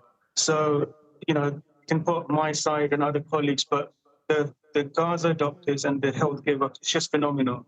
It's unprecedented. I have full admiration for them. You're there, we're not. Israel won't allow independent foreign journalists into Gaza to see for ourselves what is going on. So, of course, we have to take our information from other places. I'm keen to ask you, Goher, what you see of Hamas. The Israel Defense Forces argue that they are attacking Hamas, who are hiding in places or beneath places like hospitals. They talk about the tunnels under Gaza, and Hamas, as we know, still has a large presence and a large influence over the Strip. What do you see of them? Zero, absolutely zero. So I'm here for a month. I've been here 2 weeks. You go around the hospital and absolutely zero. What we're seeing is kids. So from the mass casualties, for example, in the afternoon, that comes along. And in the evening, you go into resus, you see a little girl who's about, that big, and her foot's hanging off about a meter away. The second person you see in resus is another kid who's got their leg cut off at the knee. The third one is another kid who's had shrapnel in the front of their chest and at the back of their chest. And you see these are the type of patients, kids, women, everyone that's there. Yeah. You don't see, I've not seen any Hamas or anything like this. This is just simple, innocent people. And you can walk around the hospital. There's no issue. I've not been stopped or I've not seen anything. You can go anywhere you want. Yeah, the situation remains utterly desperate. The hope, of course, is that there is some sort of agreement between Hamas and Israel's government to pause what's going on. You may not see them, but I'm sure you speak to Palestinians who hope for the same thing. What do they say to you? We don't talk about politics on this. We're here as a medical mission. You're as a doctor. You treat the patients, and that's primarily the focus of my role here. So we're keeping the politics side of things out. Yes, and purely focused on the clinical side of things. And I can talk about some of the examples which happened sorry to interrupt there, but there was a couple of the cases which came in and I operated on Sunday. 2 of those had bullets which had gone through the left side of their abdomen and involved lots of bowel loops and so forth. We operated on them and at the time of the operations, the second case, the bullet that was removed, it's quite interesting how the colleagues in theatre mentioned it's an M16 bullet. I don't know anything about guns or bullets. And then yesterday, when I followed up 2 of those patients who both had gone to the safe distribution centre, they told me who had shot them and the type of bullets and so forth. So that was all very interesting. And Doctor, in the last sort of 24 hours or so, we've been hearing news of shots fired at a distribution centre, people giving out aid. Have you heard anything about that at all? Yes, so on Sunday, the mass casualty started at 7:45 a.m. I went to theatres. The 2 people, as I say, the first 2 I operated on, the first was a 22-year-old male, the second was a 20-year-old male. Both similar injuries from the left side of their abdomen and bullets that we took out from within the abdomen. Yesterday, as a follow-up, the first patient who I spoke to, he's obviously recovering from major surgery.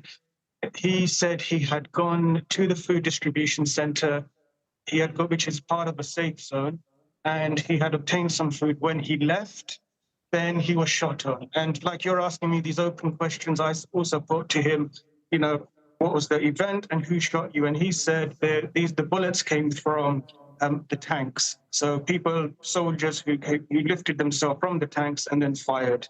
So for him, he was in a group of 4. One of them died.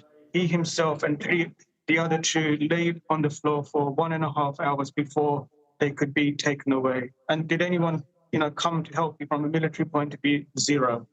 The second guy, who is 20 years, he had gone to the same place and said that by the time he arrived, everything had already gone. He was fired upon by either American contractors or American military, but these were not penetrative injuries. It was more to do with the dispersion thing. When he left the compound, that's when he was fired upon. Again, question, who did the firing? In his words, IDF. And it was interesting, he said the same thing, M16 bullets. I was like, wow. And I asked these questions. It's part of the hospital. There's family members, there's no coercion. It's a very calm situation. They're obviously recovering from emergency surgery. Yeah, I was gonna say, you obviously asked those questions to find out the state of the injuries and how it was caused. Go ahead, Rabor. We really appreciate you taking the time out to join us from what is an unimaginably difficult situation for you there. Thanks so much. Thanks a lot.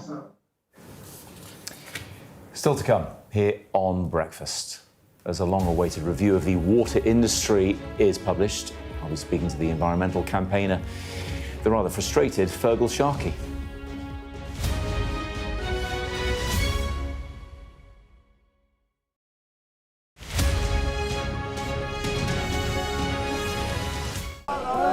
Turkey is burying its dead. Whole families died in this collapse. Generations wiped out. I'm Siobhan Robbins, Sky's Europe correspondent based here in Berlin. This is just a small sample of the deadly arsenal taken off the streets. Anyone could say, I'll do that, and then have to go and shoot someone. Yes. Sky News, get the full story first. Pushing forward, trying to get people to disperse. What Prince Harry wanted to do was to eject me. Is that your opinion? It is. It is. They were serious, coordinated attacks. It's an entire generation that will have to contend with the horrifying impacts of this conflict. The number of patients is increasing. It's been quite some day. Hey, what country are you from? the UK. Why don't you go back to your country? You've gone viral. I've ever had such a reaction. It's just incredible.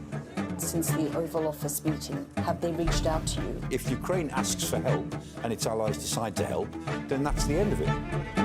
Criticism of you, the president, is banned. How is this a fair election? Historic day here today. Beth Rigby from Sky. You said to people, I'm not coming back for more, but you have come back for more. There could be some more painful decisions to come. Thank you. Thank you. I'm James Matthews, and I'm Sky's US correspondent, based here in Washington, D.C. I've covered some of the biggest stories in the world. I'm Deborah Haynes, Sky security and defence editor. I've covered Russia's full-scale war since it began, witnessing the terror and the trauma. I'm Stephen Murphy, and I'm Sky's Ireland correspondent based here in Dublin. Sky News, get the full story first.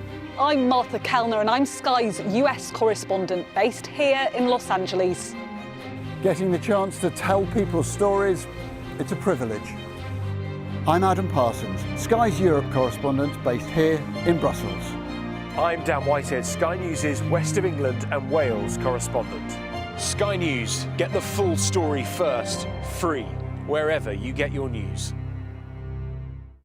We arrive. A secret hospital hidden in the Myanmar jungle, treating the victims of this bloody war.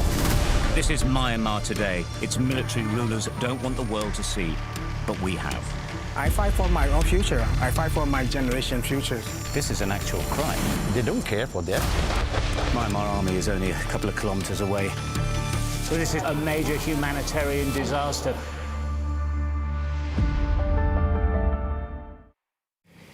We're going to return now to that review of the water industry that's been published today, or releases interim findings. Joining us now is rock legend turned environmental campaigner Fergal Sharkey. Good morning to you, Fergal. And I think you heard me say before the break, you're frustrated, Fergal, this morning. Is that fair? See, I'm not going to have a T-shirt made up by lunchtime, frustrated Fergal.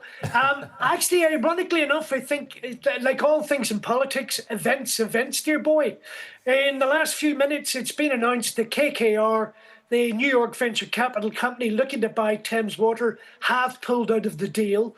Yeah. And that now leaves Thames Water in a more perilous state than it was.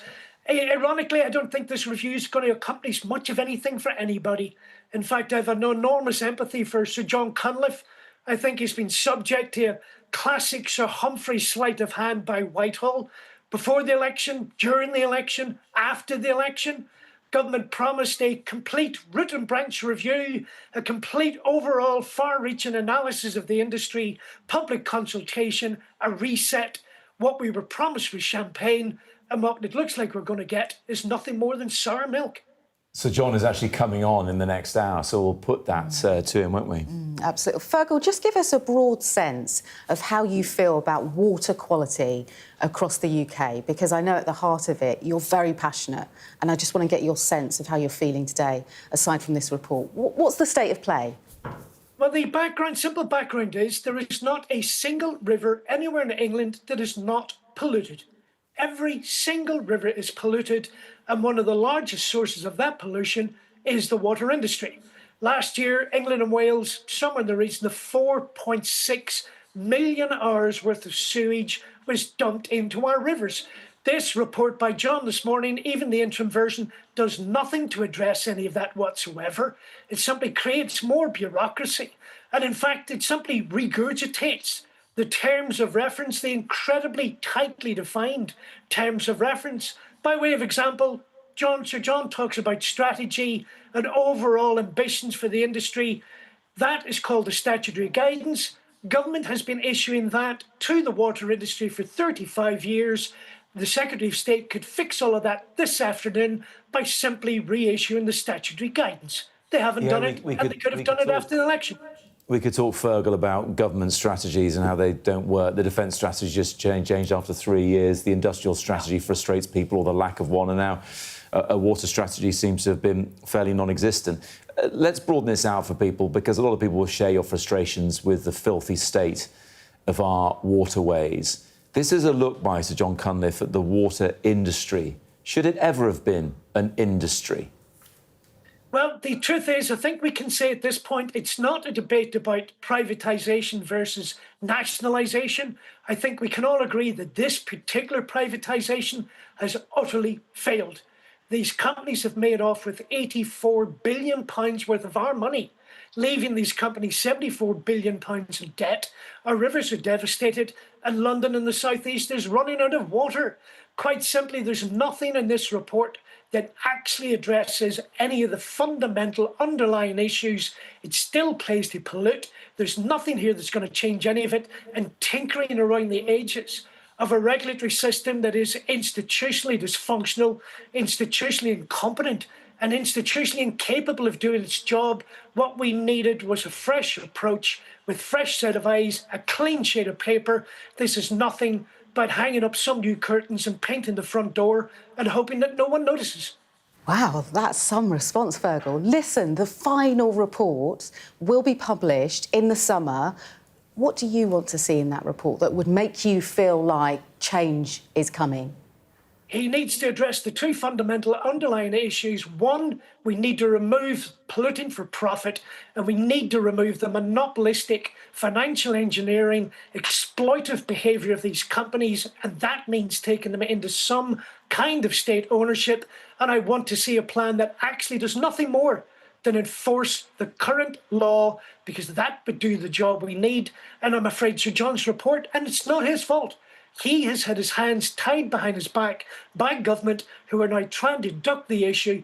But I think that with KKR pulling out of the Thames Water deal this morning, that now forces the issue. And in reality, government should put Thames Water into special administration, and it should do so today. So John's report we don't need, and it's not going to add any value.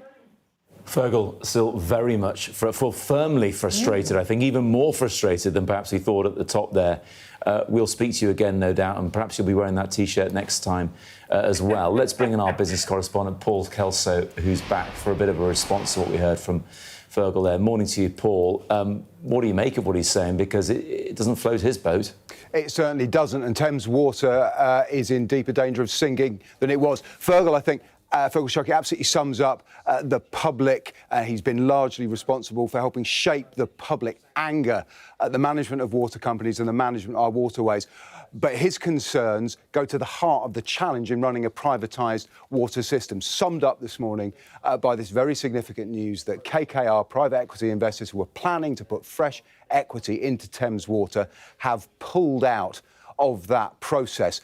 Now, they've pulled out, I understand from sources with knowledge of the discussions that were going on as late as Friday evening, that the reason they have pulled out KKR is because of, quotes, political risk, the ongoing negative narrative, not just from campaigners like Fergal Sharkey, but from government too. Sir John Cunliffe, in his report, as this morning said, one of the issues that makes it hard for water to attract investors is that negative narrative. So here we have a situation where the public loathe the system in which people make money from our water industry, but that public anger, reflected by politicians, makes it much harder for water companies to attract long-term investors to keep the system afloat. And that is what Sir John Cunliffe is trying to solve this morning. Good luck to him. Yeah, to sum it up, Paul, investors got involved when the regulation wasn't quite up to scratch. Now the regulation looks like it might change. Investors are being scared off. Funny that.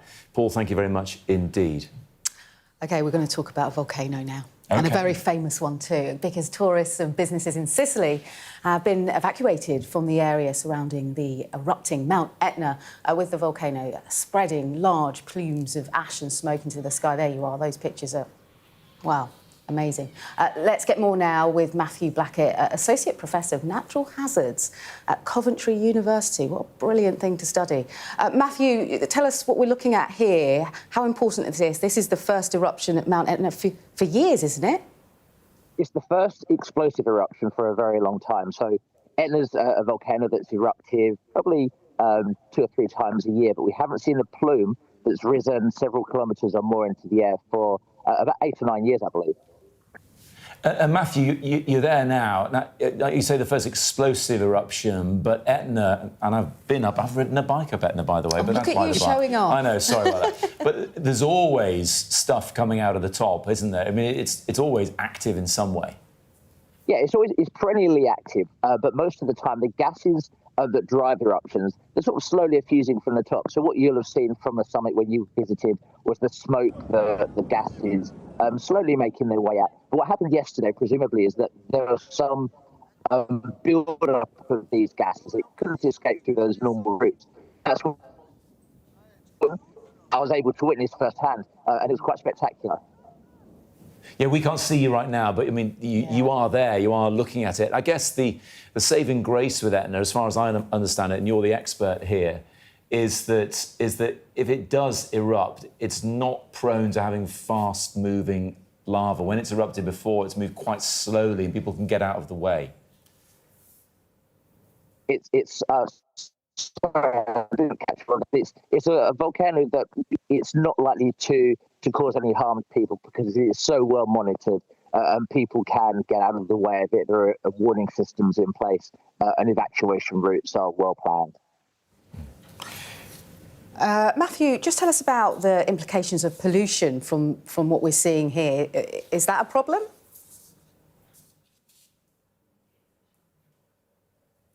Well, volcanoes are one of the largest emitters of carbon dioxide, but obviously that's natural and there's nothing that we can do about that.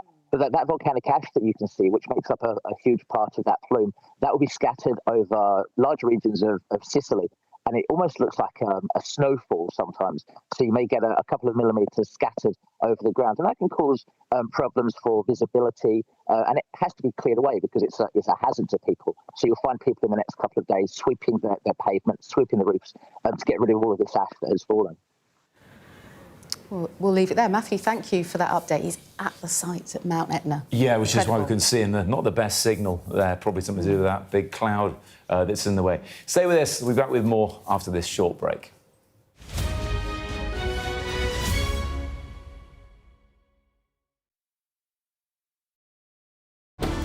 Jubilation in the streets, while some emotional.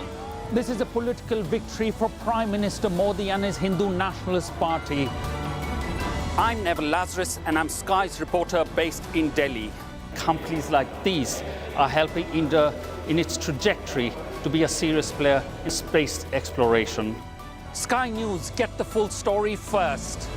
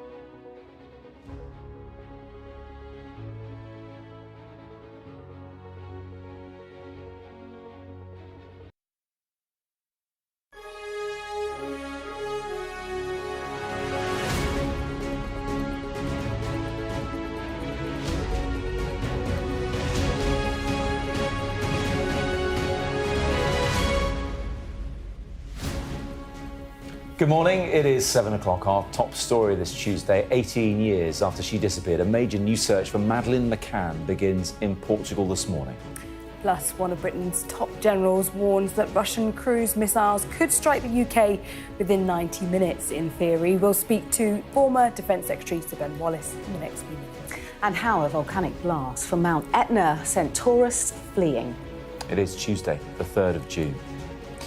Police investigating the disappearance of Madeleine McCann are about to start new searches near the chief suspect's old home.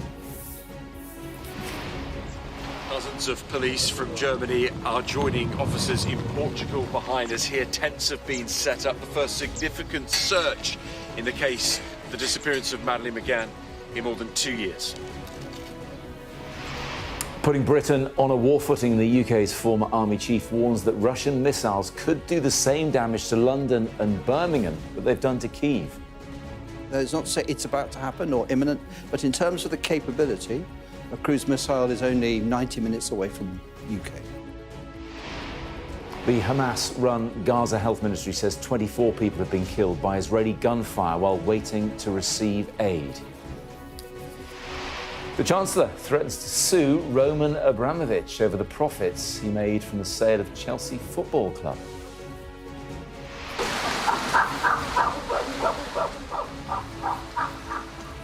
And we report from Sierra Leone on how a world-famous chimpanzee sanctuary is under threat from illegal land grabs.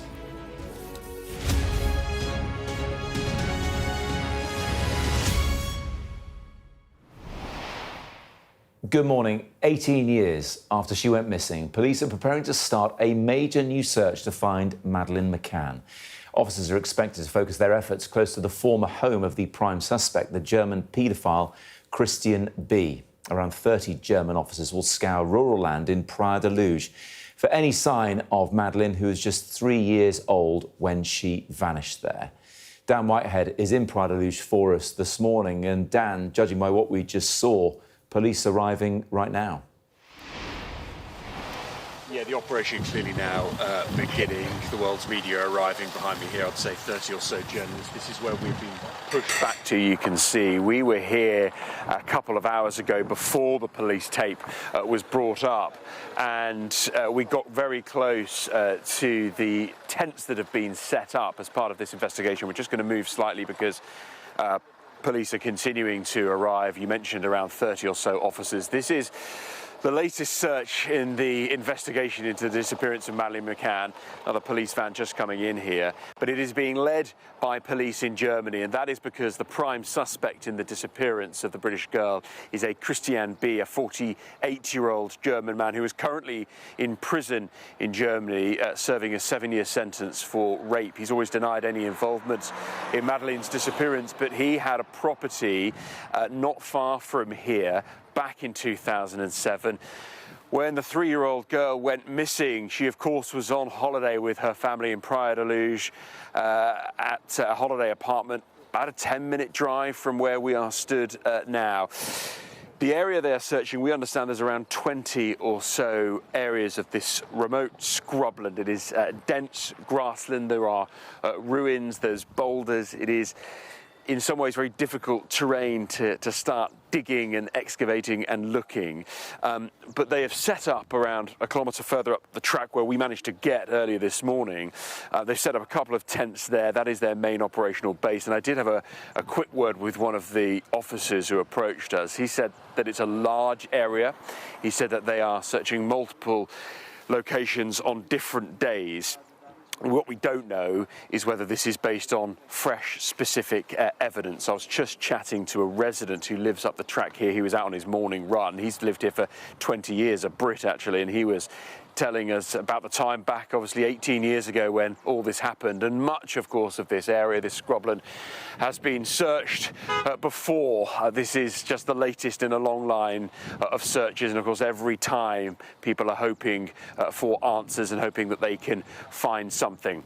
But the search, as I say, being led by German police, being assisted by their Portuguese counterparts. The Metropolitan Police say they are aware of the activities here. They are not involved in the search on the ground. They have, of course, previously been, but they say they stand ready to assist their international colleagues should the need arise. And look, you know, this is one of the most high-profile missing person cases in the world. All eyes here on Praia da Luz over the next week. The official statement from the Portuguese police is that this search, although the tents were set up yesterday, it begins in earnest this morning. We were moved from 7 a.m. and it should go on until Friday at least. Of course, things could change if anything of significance is found, and many people will be hoping, after so long, nearly 2 decades, that this could finally provide some answers. Dan, thank you so much. We're going to turn our attention to a developing story now. The Hamas-run Gaza Health Ministry now claims that 27 people have been killed while waiting to receive aid in Rafah. The Israel Defense Forces confirmed its troops fired shots near what they call a few individual suspects who are accused of advancing towards Israeli soldiers away from designated aid distribution areas. Let's speak now to our international affairs editor, Dominic Waghorn. Dominic, the number's just gone up to 27 casualties, but in recent weeks we've seen hundreds of Palestinians dying. Yes, and we've seen, this is now the third day in a row that we've heard reports and accusations of Israelis shooting at Palestinians near these new food distribution sites, aid distribution sites in southern Gaza that have been set up. Deeply controversial because, of course, Israel has effectively taken away the job of distributing aid in Gaza from the UN to this new independent organisation. It calls it Gaza Humanitarian Foundation. The UN will have nothing to do with that because it says that its organisation and the way it's going about distributing aid risks lives, and certainly those concerns seem to have been borne out by what's happened, it seems, for a third day in a row.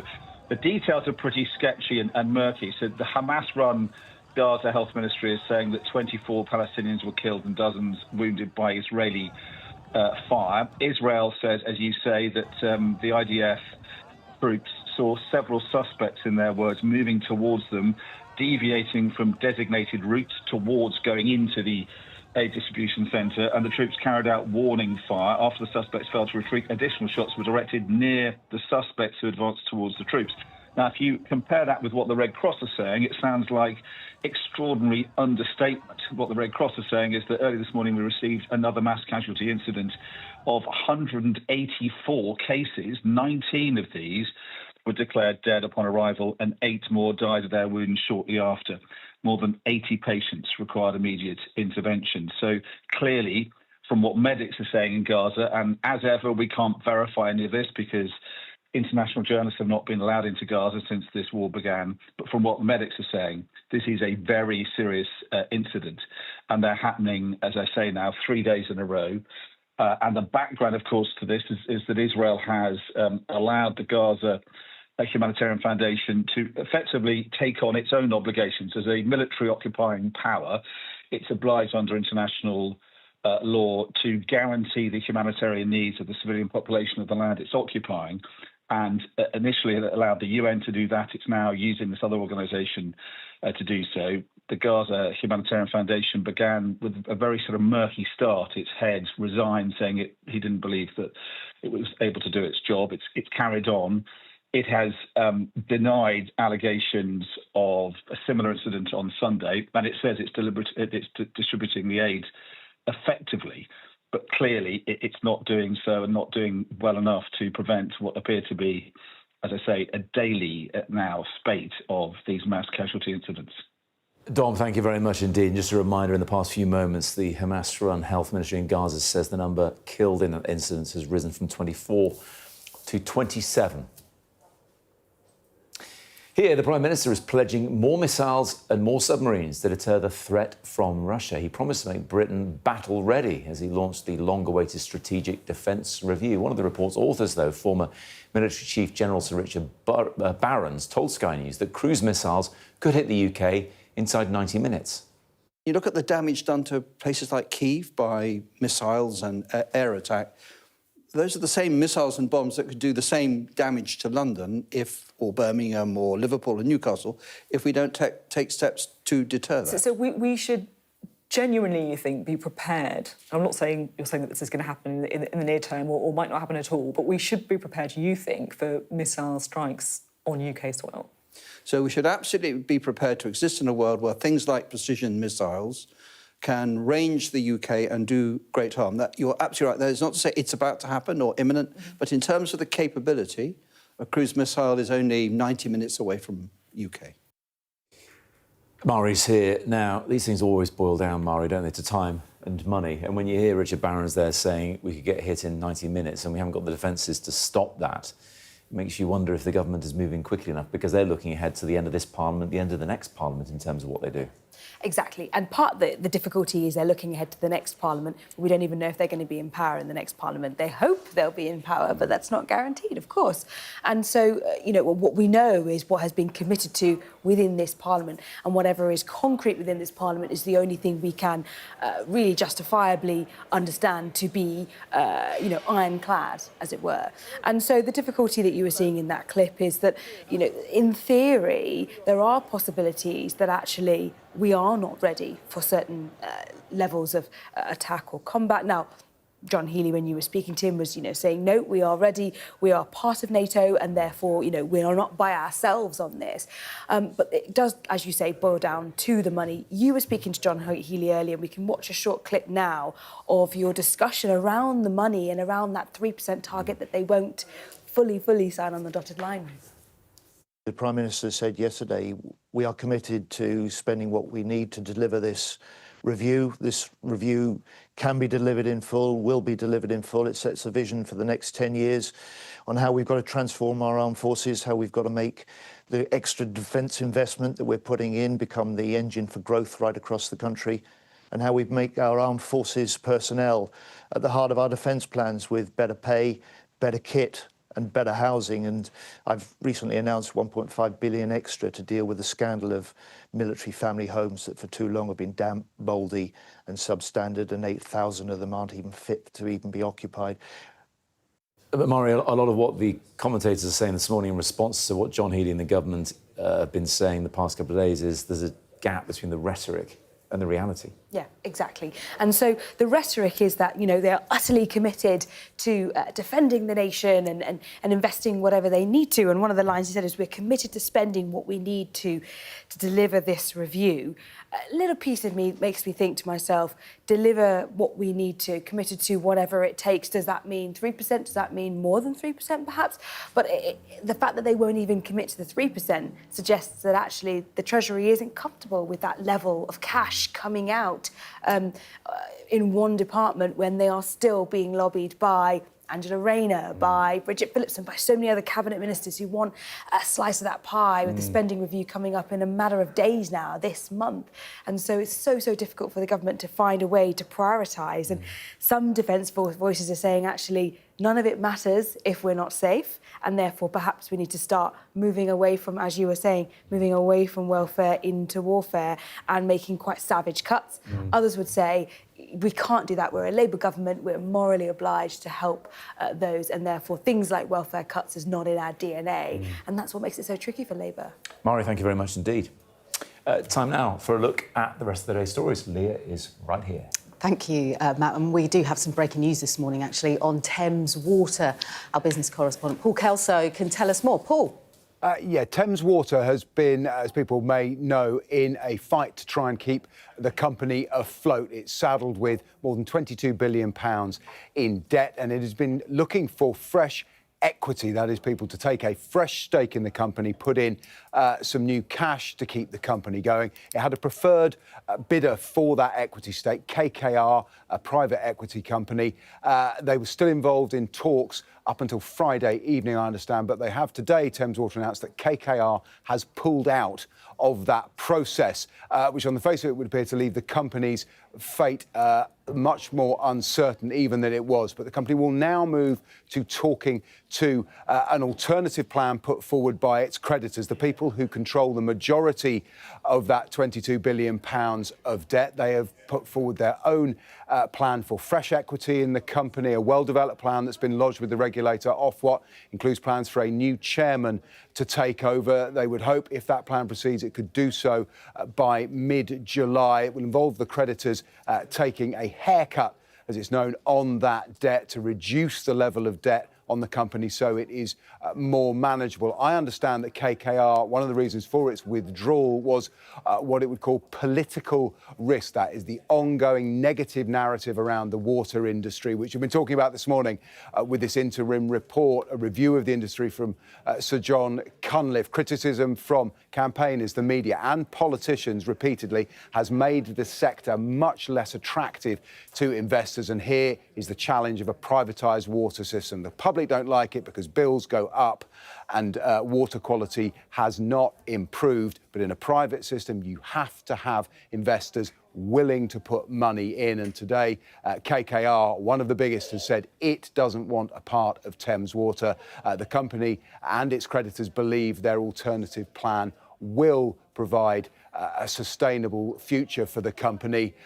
They will hope so, and the 15 million customers who rely on Thames Water will just want the certainty that they'll get their services delivered without bills going up, even more than the 30-odd% that's already coming down the track.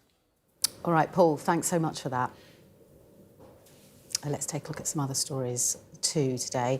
And a man accused of throwing petrol bombs at a pro-Israel rally, this was in Colorado, has been charged with a hate crime and 16 counts of attempted murder. Prosecutors said Mohammed Solomon had spent more than a year planning the attack, in which 12 people were injured. The FBI have described the incident as a targeted act of terrorism. Cancer death rates have fallen by more than a fifth in the last 50 years, but cases are on the rise. A report from Cancer Research UK found that people are now more likely to be diagnosed with cancer, but less likely to die from the disease. And a 5.8 magnitude earthquake has shaken the coastal town of Marmaris in Turkey. Dozens were injured while trying to escape their homes, and a teenager, we're hearing, died after being taken to hospital. And tourists and businesses in Sicily have been forced to flee after Mount Etna started to erupt. It's the volcano's largest eruption in about 4 years, though there's no immediate risk to the surrounding population. Should we have a quick chat about Chelsea Football Club and their former owner, Roman Abramovich? Please. Because it looks like the government got their sights on him and the money he made from selling Chelsea 3 years ago. Yeah, it feels like they're getting a bit impatient over this one. So just a bit of context. So Roman Abramovich, he was this oil and metals tycoon. There he is. Oligarch, no less. And he bought Chelsea in 2003, and they had the most successful era. So we're talking 5 Premier League titles, 2 Champions League trophies, 5 FA Cups. I know that's hard to take, Matt, as a Liverpool fan. Anyway, in 2022, in March, after Russia invaded Ukraine, he basically came out and said, I'm going to sell Chelsea, and all profits and proceeds will go to the victims of this war. Yeah. He really came out and made a big stand about that, which I thought was very interesting at the time. But then also at the time, assets of Russian oligarchs were being frozen, and so this money in a UK bank account was then frozen. But there's now disagreement about how the funds should be used. But as I said, the government getting really impatient over this. They want it, they want to use it. And conveniently, you spoke to John Healey, the Defence Secretary, this morning, and he said this. This is part of the frozen assets connected with the Russian state and those who are, like Abramovich, very closely related to the Russian state. These are assets which could be put to use to support Ukraine, and in particular the redevelopment of Ukraine if we can get a ceasefire. And so the Chancellor and the Foreign Secretary are right to say, look, we will take every step, including potential legal action, to make sure that we can make these assets available to support Ukraine in the future. Yeah, interesting, isn't it, what they're doing? Yeah. So we'll see how this one plays out. Of course, Roman Abramovich denies any links to Vladimir Putin. Feels like a bygone era seeing him standing at Stamford Bridge there. Leah, thank you very much indeed. Of course, I was talking to the Defence Secretary about the Strategic Defence Review a bit earlier on. I'll be picking that up in a second. But before we do, I just want to bring the latest live shots from the Algarve, Praia da Luz, in fact, which is where that renewed search for Madeleine McCann is starting this morning. German police officers are leading this based on their suspect, Christian B, and what they believe he may have been up to all those years ago when the 3-year-old went missing, arguably the most famous missing person case in the world. And our correspondent Dan Whitehead is there, has been filling us in. But these are the latest shots of officers arriving to resume their search for Madeleine McCann.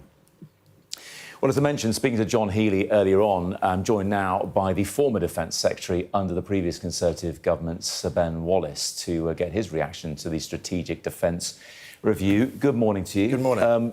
There were some like 64 recommendations in this review. The government's taken them all on board. Do you applaud that? Yeah, I do. I mean, look, the review does an awful lot of just carrying on what we've already done. And if you look on the actions point in the first pages, it lists a whole load of actions. Nearly every single one is actually a programme started as way back as 2022, 23. The big warhead replacement, the talk about the nuclear, the 15 billion, that was started under me. The AUKUS submarines was started under the Conservative government with the big announcement with the Prime Ministers and the Presidents. The extra £6 billion munitions was things. So you sort of know that the government's slightly in trouble because what they're really trying to do is, I'm afraid, paper over the very difficult crack that says they haven't put the money up. And this review tries... They intend to, though. They have an ambition. They've put up 2.5%, and the ambition, you're right, I pressed John Healey about that earlier on, but nonetheless, they aspire to get to 3% of GDP spending by the end of the next Parliament. Yeah, that would be about 2035, 2034. That is way beyond what both NATO and the US are calling for, and it's actually way beyond what really the authors of this report are calling for. The authors of the report themselves say, for this to be realistic, this has to be 3%. And the simple reality is the report quite rightly sets out the range of threats that we face, which are pressing and urgent. And then the government, as opposed to the report, starts talking about announcing new submarines in 2045. You know, that is not really a message to Moscow. But you can't turn on a sixpence and say, well, now we've announced this, tomorrow we're going to be able to defend ourselves against it. It's going to take some time, whatever, isn't it? Yes, so I have said 3% by 2030, and that is a sustained increase. You know, we know that this review had one hand tied behind their back, because from the very beginning, the Treasury said no more than 2.5%. Now, 2.5% of GDP is only 0.2% more than we are spending, when we left office and are spending now. So not a significant increase at all. Not going to touch the sides, given cost pressures, unfunded pay rises that the Treasury have put on, unfunded extras as well, and the cost of defence inflation. So it's got to be a proper pathway to 3%. If you don't do that, this report will be like many other defence reviews. It will end up hollow with lots of promises and nothing delivered. Well, let's talk about the last one that was done in 2021, admittedly updated when Liz Truss was Prime Minister. The focus then, under the Boris Johnson government, was on the Indo-Pacific. That feels like It does. Looking in the wrong direction. Well, especially as, prior to that, Russia had already annexed Crimea, so there wasn't enough attention paid. No, I wrote the report, right? So it wasn't just about the Pacific. There was a talk about Indo-Pacific tilt, and it is absolutely the case that the world's growth of GDP is in the Pacific, and it is in the United Kingdom's interest to be part of that and protect our trading interests. So that wasn't wrong? As well. It's still not wrong. I mean, if you look at the two adversaries in the world we face, it's China and Russia, and it's very important that Britain invests in its allies in the Pacific. And right now, this government and the former government, they have sent the carrier group to the Pacific, right? It's not tootling around the North Atlantic. But we also actually, and this is when you know a government's slightly in trouble when it resorts to spin rather than reality, the actual biggest increase in defending since the Cold War was under my stewardship, 2019 to 2024-25. Yeah. We increased, we were spending £17.5 billion in cash terms more at the end of our time than when we started. And Labour would say you created a huge black hole in the finances, and of course that was the decade of austerity. Well, we all know the Labour black hole is the black hole rather than the actual. But, nevertheless, it's a choice between warfare and welfare, isn't it? And you would choose warfare. No, it's actually a different choice, I would say. The choice is, if you're going to spend more money on defence, you either cut something else... Yeah, what would you cut?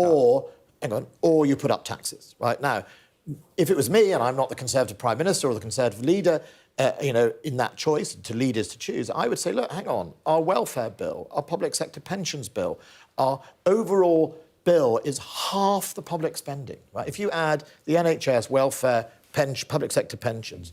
And by the way, But it did get bloated under your government's watch, the public sector pensions has grown over decades. The liability of this country of public sector pensions is £2.3 trillion, right? So we should really be asking ourselves, what is more important across the board? Yeah. It may be you spend something less. But hang on a second. Why weren't these questions asked? They were. A year ago or prior? No, they were. I mean, I don't know where you've been, but if you see Boris Johnson, if you remember, cut foreign aid. He was the first to cut foreign aid to increase the defence Yes, but budget. I'm talking public sector pensions, and like you say, the huge I think that's the burden challenge that is. for any government. This is not. This is the But challenge your for the government next generation. Shirk the challenge. No, our government changes. Remember the pension retirement ages, right? And that was something that was quite bold and brave and was not liked, and many people went on strike about it. Yeah. You know, and they, if you remember, they increased, and that wasn't just the state pension age. That was the pension of when people start to get it. However, the triple lock remains in place, and a lot of people saying that should be looked at again in terms of pensions. It's just too expensive. Yeah, I think what you're rightly setting out is there are lots of places you could go if you wish to raise more money for defence, or you can put up taxes, and that is, you know, to leaders to choose. That's the job of a prime minister. He's going to have to make those choices. But the prime minister is saying to everyone, you know, defence is pressing. We want to send a message to Moscow. It's real. You know, we have to prepare for war to keep peace. They're saying all these tough messages, and they're not following through with the tough decisions. You know, you have to be brave in leadership. You're going to have to make some of those decisions. There is no pain-free way to get to 3%, right? And if you tell everyone everyone's a winner, you're misleading the public, and they're not going to be. So we have to be brave and say why it's important. But, you know, you can see that with the caveats the government puts on. You know, and it's not just this government. You know, Rishi Sunak used to talk about it, which is the when economic conditions allow. Well, we don't say that about the NHS. We don't say that about education. We don't go, we'll give the NHS more money every year when economic conditions allow. The security of this nation is number one. It's really important. But just to finish off, Ben Wallace, because of your experience in that role, I read your comment piece earlier with Grant Shapps, and you talked about the rhetoric not reflecting the reality. You've been there yourself when you present this plan and then it gradually gets chipped away at and eroded. Does the money just need, like you say with the NHS, need to be ring-fenced 3% is 3%? You need to never stop fighting into the centre for your share as a Secretary of State. Whatever department you're in, if you have a case to make, you have to never stop fighting. And what it often boils down to is the simple relationship between a Prime Minister, a Chancellor, and a head of a department. And, you know, I think John Healey is a pretty straight guy, right? I think he absolutely wanted this money. He knew it was key to his review, and unfortunately he didn't get the money. And that's not his fault. We have to take to account the Prime Minister to match actions to his rhetoric. Ben Wallace, thank you very much indeed. Thank you. Still to come here on Breakfast. Illegal encroachment forces one of Africa's most famous chimpanzee sanctuaries to close to visitors. We'll be joined by one of the most famous primatologists in the world, Dr. Jane Goodall, to talk about that.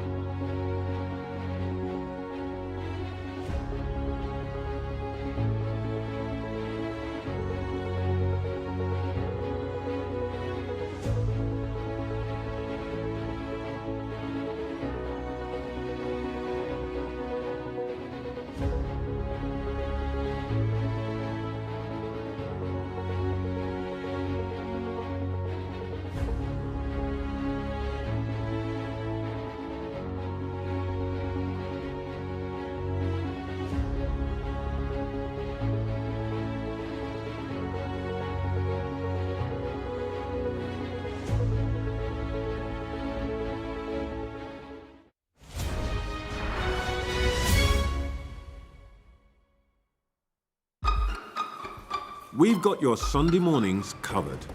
From the front page and the sounds of the streets to the voices of the people who make the major calls and big picture politics beyond Westminster. We'll put you at the heart of our story. I'm ready. Are you? Join me, Trevor Phillips, Sunday mornings on Sky News. A show of military might and menace. Why should the West trust you? Frankly, I don't care whether the West trusts us or not. Sky News. Get the full story first. Have a quick word for Sky News. Is the West right? Are you fueling Russia's war machine? American journalist Evan Gershkovich is on trial here, but was first on display. I'm Ivor Bennett, Sky's Moscow correspondent.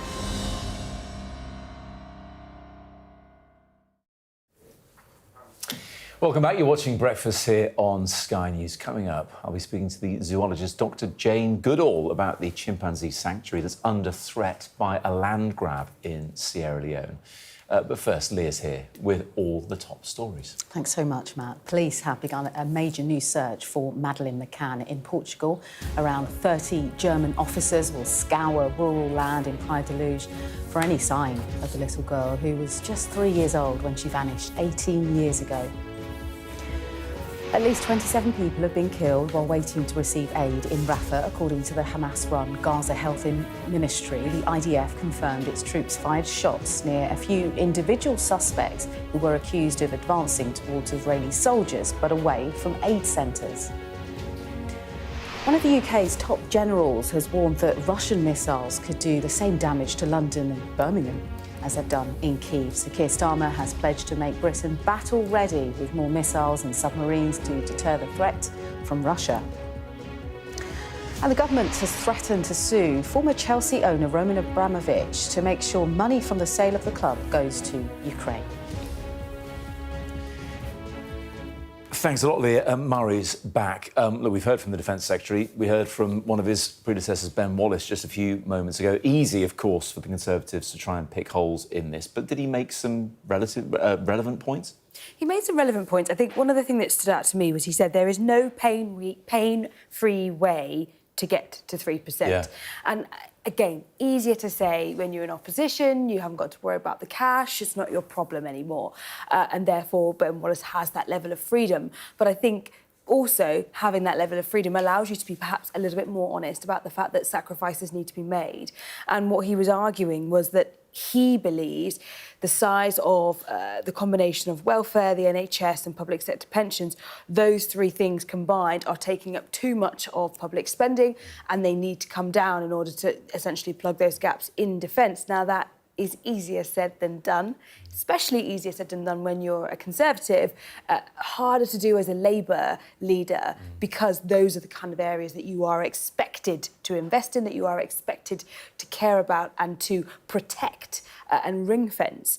And so the difficulty is you had Ben Wallace there saying that actually, not just NATO, but the US and also the authors of the report want more money and they want it sooner. And the problem is that this is the difficulty when you're the Prime Minister. Everybody wants more money and everybody wants it now. They do indeed. Murray, thank you. Thanks, Murray.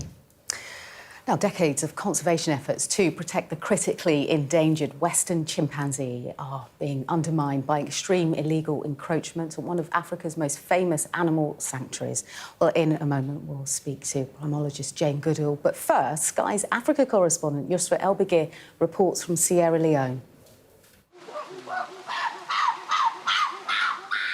This lush rainforest isn't just scenery.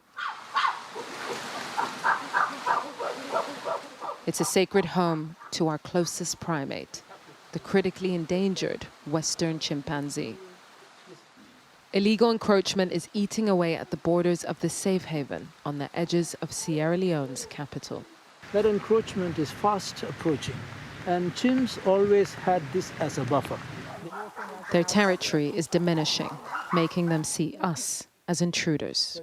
Yeah, so we need to start going this way. Oh, right. Yeah, come this way. Yeah. Let's get going, yeah. You can see how they are reacting. Imagine on that side when we don't even know who is coming there now. That's where the danger will come. Takugama Chimpanzee Sanctuary is Sierra Leone's most popular tourist attraction. now closed to visitors as illegal construction undermines 3 decades of conservation efforts. But they continue to care for over 120 rescued chimps of all ages. Esther.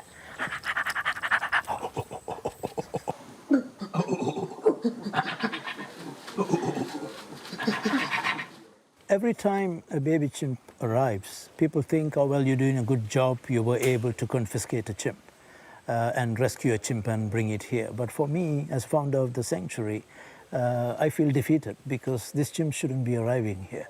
If we have done enough work outside, there shouldn't be any killing. There shouldn't be rescues. That's the time I can say we have achieved something. Just behind Esther is Takugama's latest rescue, Asana. He's vulnerable and frail, slowly being nursed back to health by his chimp mum, Mama P. An informant sent this footage to Takugama of baby Asana being tormented as an illegal pet. They tracked him down and brought him to the safety of the sanctuary, where he can grow to become strong like his new older siblings.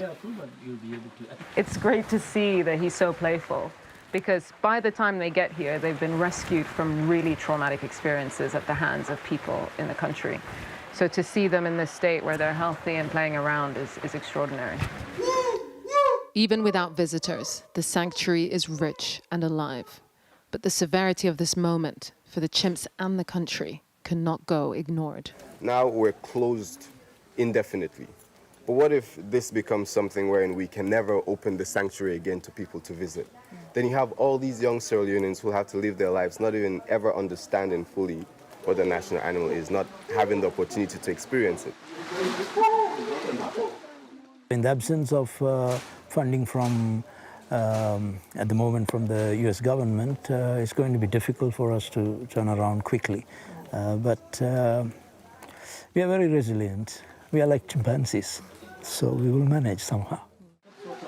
The resilience of these sensitive, bright creatures is being tested, as the space carved out for them by their human friends is increasingly coming under threat. Yusra al-Bagher, Sky News, Freetown.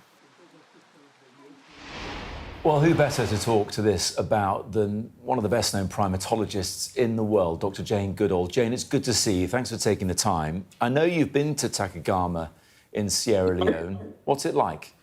I've been to Takugama, and even before it was created over 30 years ago, I met Bala, who, he said, he rescued 2 young chimps. He said, I don't know what to do with them.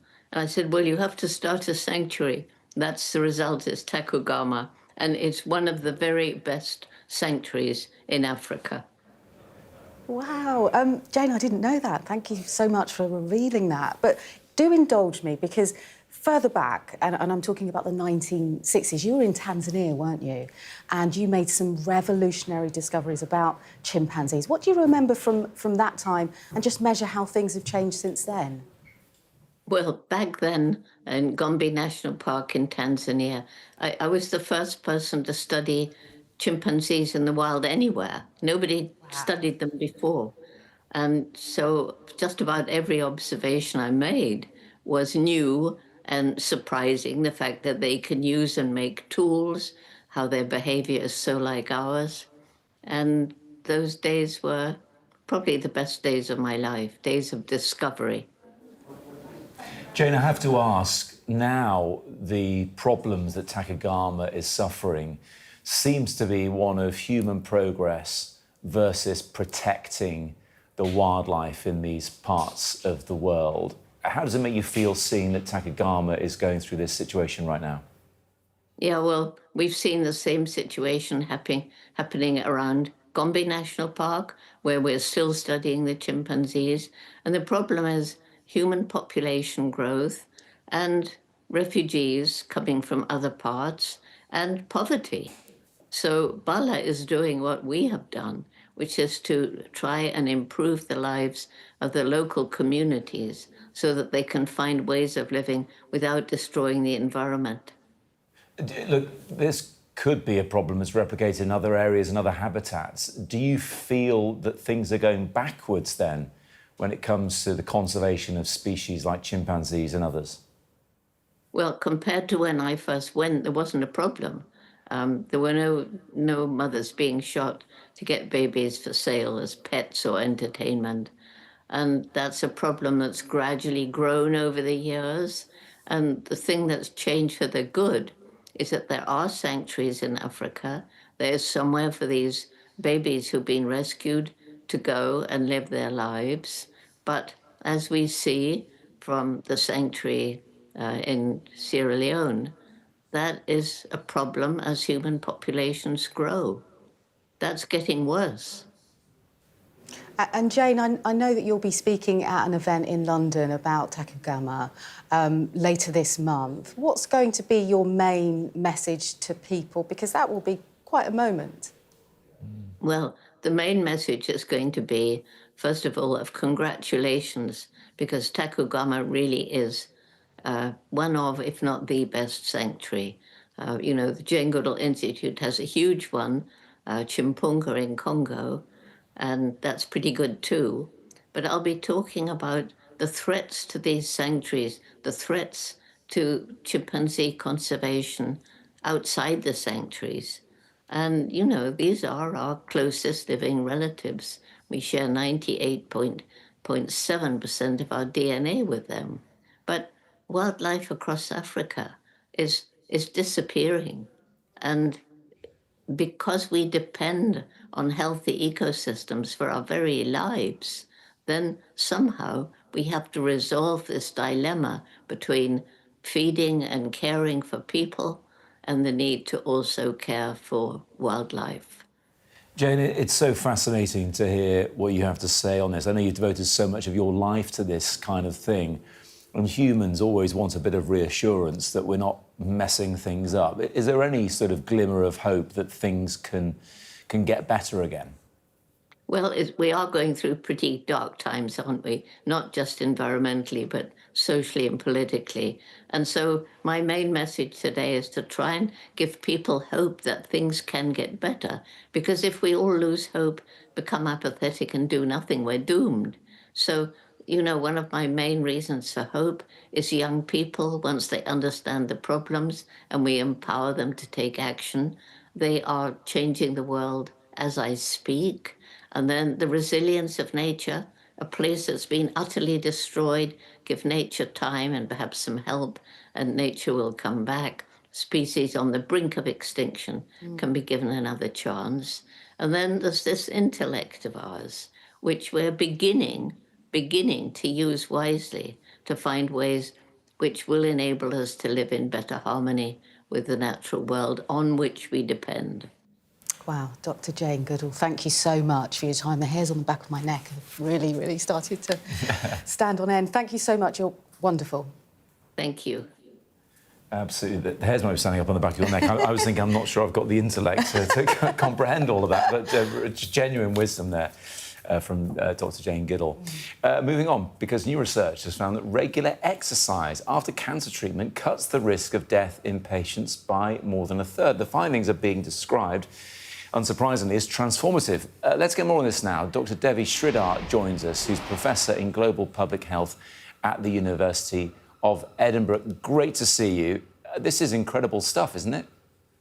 Yeah, it's great news because what these researchers have done, it's gone beyond observational studies, that studies where you just observe and say, oh, this could be happening, to an actual randomized control trial where over a number of years, they put people into groups. One group just got education on what they should be doing. One group were offered supervised personal trainer sessions on a weekly basis and a bi-weekly basis, and they found this increased survival outcomes significantly in the years to come.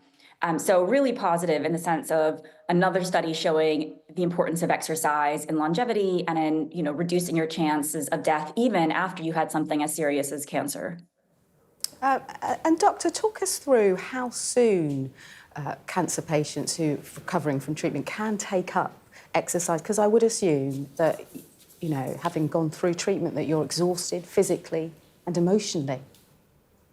Completely. And it's worth noting this was just in colorectal cancer patients who are having it who already had gone through chemotherapy. So it's not replacing medicine in any way. It's actually after that stage, helping in recovery. So several months later, participants were recruited into groups. Half of these were women, half were men. And basically they said to them, you're either in this structured group or you're just in an education group, and they tracked them and offered them support through this time. The real takeaway from the study is also that knowledge alone isn't enough. So those who just got pamphlets, information, you should be doing this, it wasn't enough support, coming back to your point. They actually needed a personal trainer who was there, calling them every week, helping them on that journey, making sure the program was adapted to their health needs. And actually, you saw them actually much better outcomes 5 years later, 8 years later, and more pronounced as the years went by. Yeah. And Devi, I know you don't just have a professional interest in this. This is something you care deeply about, isn't it? Completely, yeah. So I actually trained as a personal trainer, having looked at all the studies in public health as a professor and doing the studies saying we need to move towards more action. And I've just finished a book coming out next week called How Not to Die Too Soon, which looks at what have we learned about living to 100, about the role actually in things like exercise, diet, other key factors in helping us live longer and reduce our chances of getting cancer. I think this study is interesting because it goes beyond that. It doesn't say it reduces your chance of getting cancer. It says even if you've had quite serious cancer, I mean, colorectal cancer, it's the second leading cause of death among cancers worldwide, that actually you can improve your outcomes through exercise. But there, again, emphasizing people need support. They need help. They need sessions. Just information isn't enough. You need to have that built into recovery programs.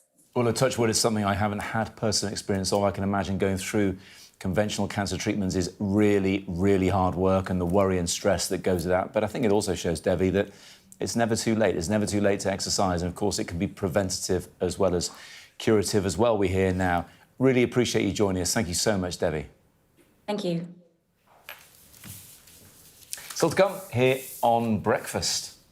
A report into the water industry finds deep-rooted failures. I'll be speaking to its author, Sir John Cunliffe, in a moment.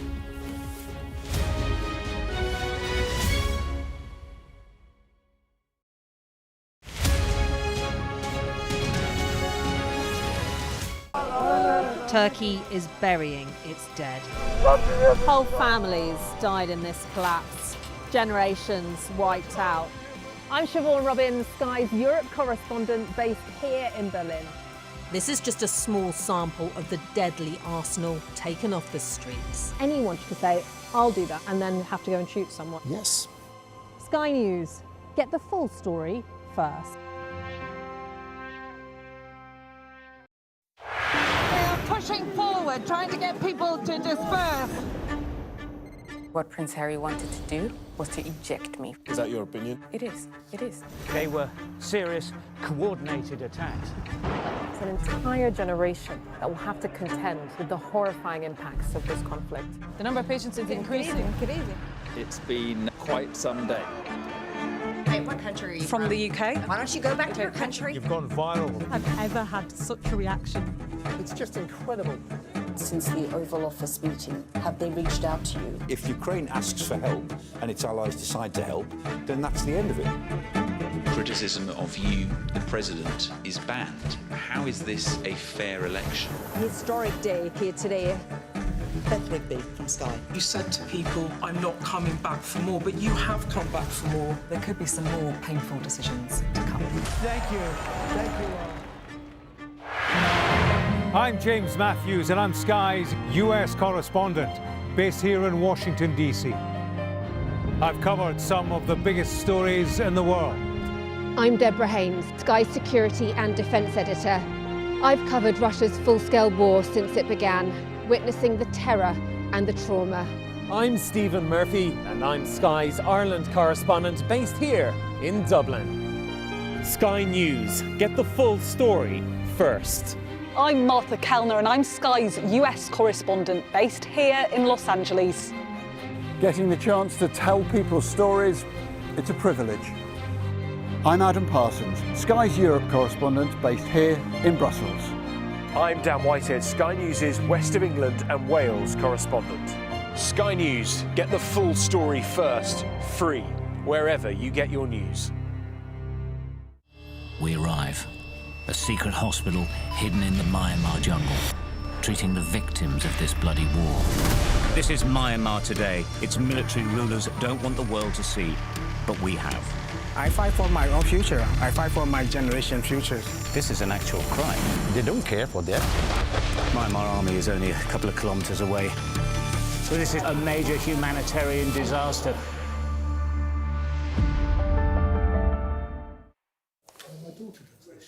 Welcome back. There are more questions this morning over the future of Britain's biggest water company. Thames Water says the US private equity giant KKR has now pulled out of plans to invest billions of pounds in the company. Well, it just so happens, by coincidence, an interim report this morning, has identified deep-rooted and systemic failures across the sector, which that may not surprise you.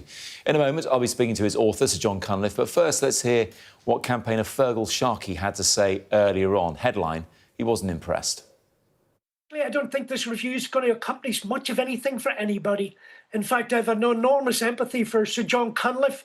I think he's been subject to a classic Sir Humphrey sleight of hand by Whitehall. Before the election, during the election, after the election, government promised a complete root and branch review, a complete overall far-reaching analysis of the industry, public consultation, a reset. What we were promised was champagne, and what it looks like we're going to get is nothing more than sour milk. Sir John Cunliffe is here with me now. Frustrated Fergal, we called him earlier on. Is he right to be frustrated? So, look, there is a huge amount of public anger and public disquiet about the water industry, and that's with good reason, because it hasn't performed. It hasn't performed in the way that we expect, and the system as a whole has not worked well. But, first of all, I don't think I've been Sir Humphrey'd, if I can put it that way. I think it is possible to make this system work and to make it deliver what we need. I don't think that's easy. I think we need a number of changes. We need more effective regulation. We need to get investors into the industry who are there for the long term. We need to devolve some of these really complicated, expensive planning processes down to local government and local communities who live by the water. And finally, the government does need to give a much stronger steer about what its priorities are. It'll take time, but I think it can be done. And the report will take time. These are the interim findings. It's fair to say you're going to bring out the more detailed findings later in the year. Look, I know you can't comment on Thames Water, but this does seem to be a bit of a fable here. You want better regulation.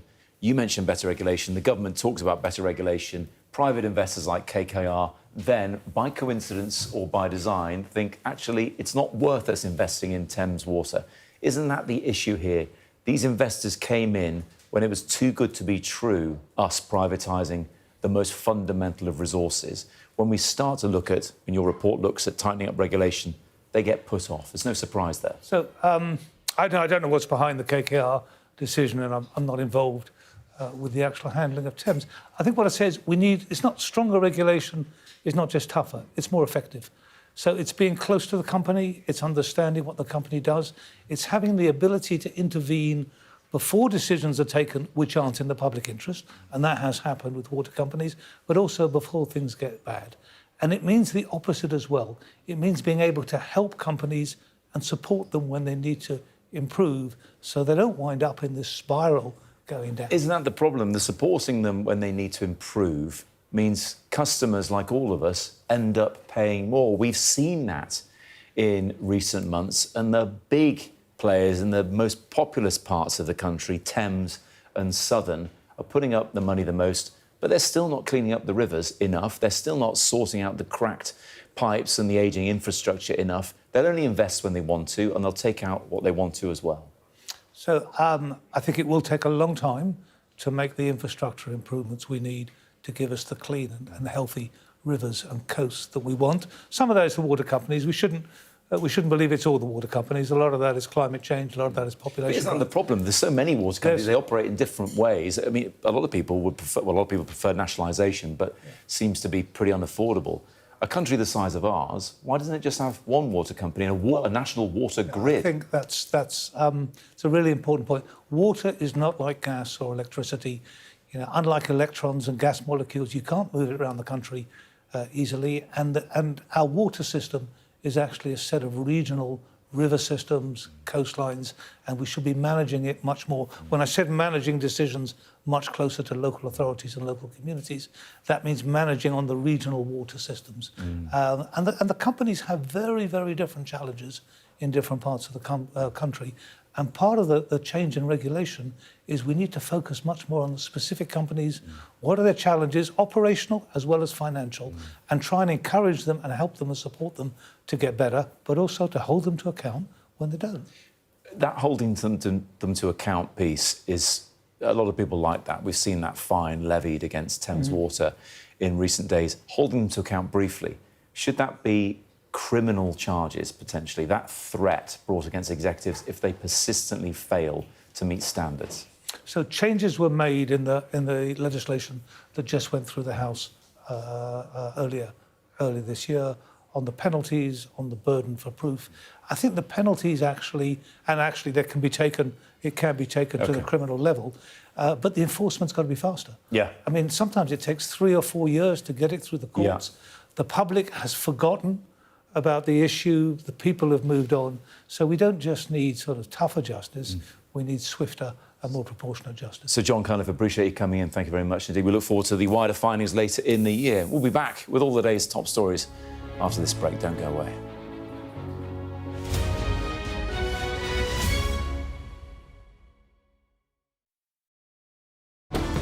Jubilation in the streets, while some emotional. This is a political victory for Prime Minister Modi and his Hindu Nationalist Party. I'm Neville Lazarus and I'm Sky's reporter based in Delhi. Companies like these are helping India in its trajectory to be a serious player in space exploration.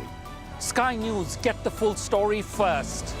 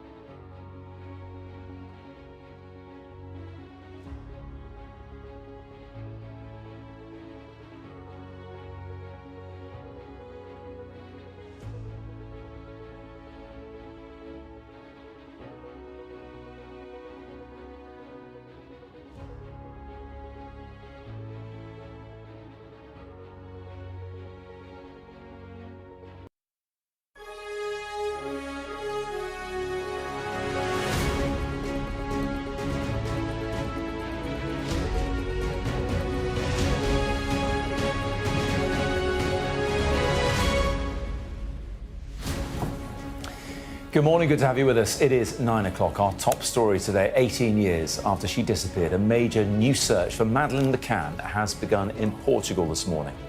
Plus, former Defence Secretary Sir Ben Wallace tells this programme his successor is a pretty straight guy, but he hasn't got what he wanted, and the government needs to spend more money. And how to get more mums involved in coaching girls' football. We'll speak to a former lioness. It is Tuesday, the 3rd of June. Police investigating the disappearance of Madeleine McCann have begun new searches near the chief suspect's old home. The UK's former army chief warns that Russian missiles could hit London inside 90 minutes. So does the government's defence review go far enough? The Hamas-run Gaza Health Ministry says this morning 27 people have been killed by Israeli gunfire while waiting to receive aid. The Chancellor is threatening to sue this man, Roman Abramovich, over the profits he made from the sale of Chelsea Football Club.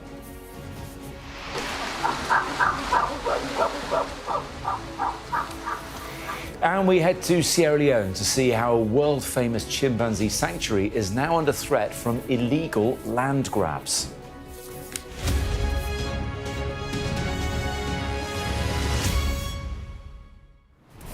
Good morning, good to have you with us. 18 years since she disappeared, police are preparing to start a major new search for Madeleine McCann. Officers are expected to focus their efforts close to the former home of prime suspect German paedophile Christian B. Around 30 German officers are scouring rural land in Praia da Luz for any sign of the little girl who was just 3 years old when she vanished all those years ago. Dan Whitehead is near Praia da Luz in Portugal. Yeah, the operation clearly now beginning. The world's media arriving behind me here. I'd say 30 or so journalists. This is where we've been pushed back to, you can see. We were here a couple of hours ago before the police tape was brought up. And we got very close to the tents that have been set up as part of this investigation. We're just going to move slightly because police are continuing to arrive. You mentioned around 30 or so officers. This is the latest search in the investigation into the disappearance of Madeleine McCann. Another police van just coming in here. But it is being led by police in Germany, and that is because the prime suspect in the disappearance of the British girl is a Christian B., a 48-year-old German man who is currently in prison in Germany, serving a 7-year sentence for rape. He's always denied any involvement in Madeleine's disappearance, but he had a property not far from here back in 2007 when the 3-year-old girl went missing. She, of course, was on holiday with her family in Praia da Luz at a holiday apartment, about a 10-minute drive from where we are stood now. The area they're searching, we understand there's around 20 or so areas of this remote scrubland. It is dense grassland, there are ruins, there's boulders. It is in some ways very difficult terrain to start digging and excavating and looking. But they have set up around a kilometre further up the track where we managed to get earlier this morning. They've set up a couple of tents there. That is their main operational base. And I did have a quick word with one of the officers who approached us. He said that it's a large area. He said that they are searching multiple locations on different days. What we don't know is whether this is based on fresh, specific evidence. I was just chatting to a resident who lives up the track here. He was out on his morning run. He's lived here for 20 years, a Brit actually, and he was telling us about the time back, obviously 18 years ago, when all this happened. And much, of course, of this area, this scrubland, has been searched before. This is just the latest in a long line of searches. And, of course, every time people are hoping for answers and hoping that they can find something.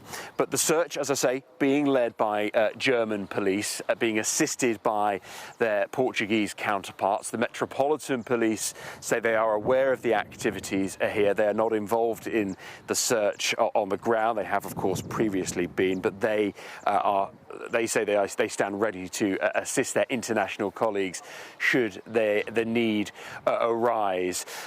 And look, you know, this is one of the most high-profile missing person cases in the world. All eyes here on Praia da Luz over the next week.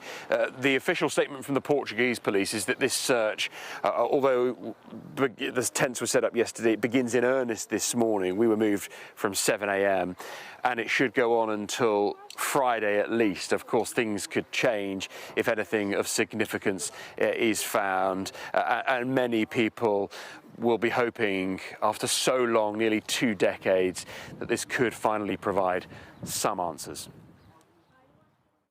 That's Dan Whitehead, who is in Praia da Luz for us this morning. Back to the Strategic Defence Review. The Prime Minister, as you would have seen yesterday, pledging more missiles and submarines to deter the threat from Russia, promising to make Britain battle-ready and armour-clad as he launched that Strategic Defence Review. But plenty of other commentary around it today, not least one of the report's authors, General Sir Richard Barrons, who told Sky News yesterday that cruise missiles could strike the UK within 90 minutes. Mari is here, as you can see, and this morning we've heard from the Defence Secretary and a former Defence Secretary as well about this. What did you make of what they had to say? So we have a situation now where John Healey, who is the actual Defence Secretary, is talking about all the investment that the government is doing, the way that they are making us war-ready, battle-ready, the investment in things like drones, lasers, and it all sounds very exciting. The difficulty is the criticism is coming from the lack of cash that's being solidified alongside some of those announcements. The Strategic Defence Review was in part based on that 3% that we know is an ambition rather than a pledge. And therefore, that is causing a bit of a wobble, let's say. And you were speaking to the Defence Secretary, John Healey, this morning. You were asking him about that and pressing him on that, and he wouldn't commit to spending it. He said everything else apart from fully committing to it. And then straight after, not long after, you were also speaking to Ben Wallace. I think we've got the clips back to back. And he was essentially saying that actually some painful decisions need to be made. And actually, he was defending John Healey a little bit, having been in that position, saying it's not his fault, it's the PM's fault. I think we can have a listen to both of those now. The Prime Minister said yesterday, we are committed to spending what we need to deliver this review. This review can be delivered in full, will be delivered in full. It sets a vision for the next 10 years on how we've got to transform our armed forces, how we've got to make the extra defence investment that we're putting in become the engine for growth right across the country, and how we make our armed forces personnel at the heart of our defence plans with better pay, better kit and better housing. And I've recently announced 1.5 billion extra to deal with the scandal of military family homes that for too long have been damp, mouldy and substandard, and 8,000 of them aren't even fit to even be occupied. You need to never stop fighting into the centre for your share as a Secretary of State. Whatever department you're in, if you have a case to make, you have to never stop fighting. And what it often boils down to is the simple relationship between a Prime Minister, a Chancellor, and a head of a department. And, you know, I think John Healey is a pretty straight guy, right? I think he absolutely wanted this money. He knew it was key to his review, and unfortunately he didn't get the money. And that's not his fault. We have to take into account the Prime Minister to match actions to his rhetoric.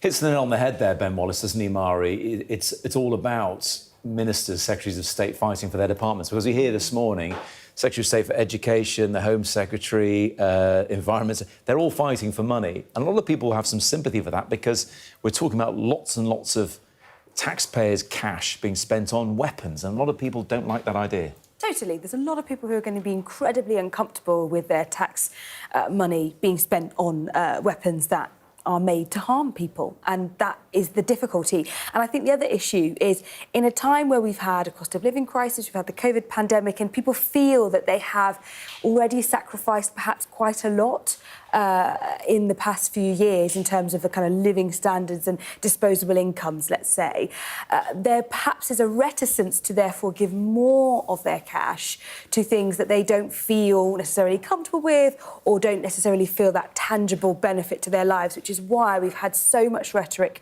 from the government about trying to persuade people why this is good for their lives, why this is good for the UK's economy, a defence dividend, for instance, and that's the kind of thing that we keep hearing. They're trying to show why it matters, because actually, politically, people really want things like better NHS services. People want their bins collected. People want their kids to feel safe. People want to send their children to school and know that they'll be taught to read really, really well.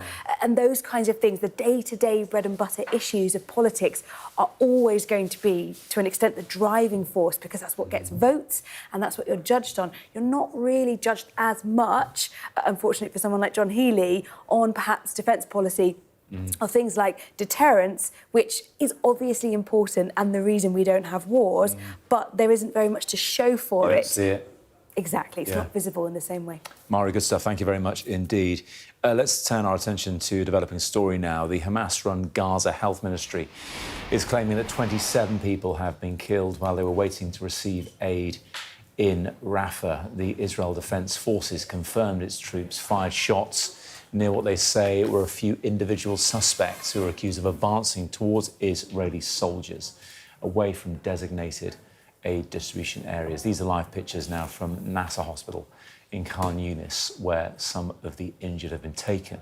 And a doctor based there was talking to us early on, a British doctor, in fact, saying how desperate they are finding the situation to deal with. Yeah, thanks, Matt.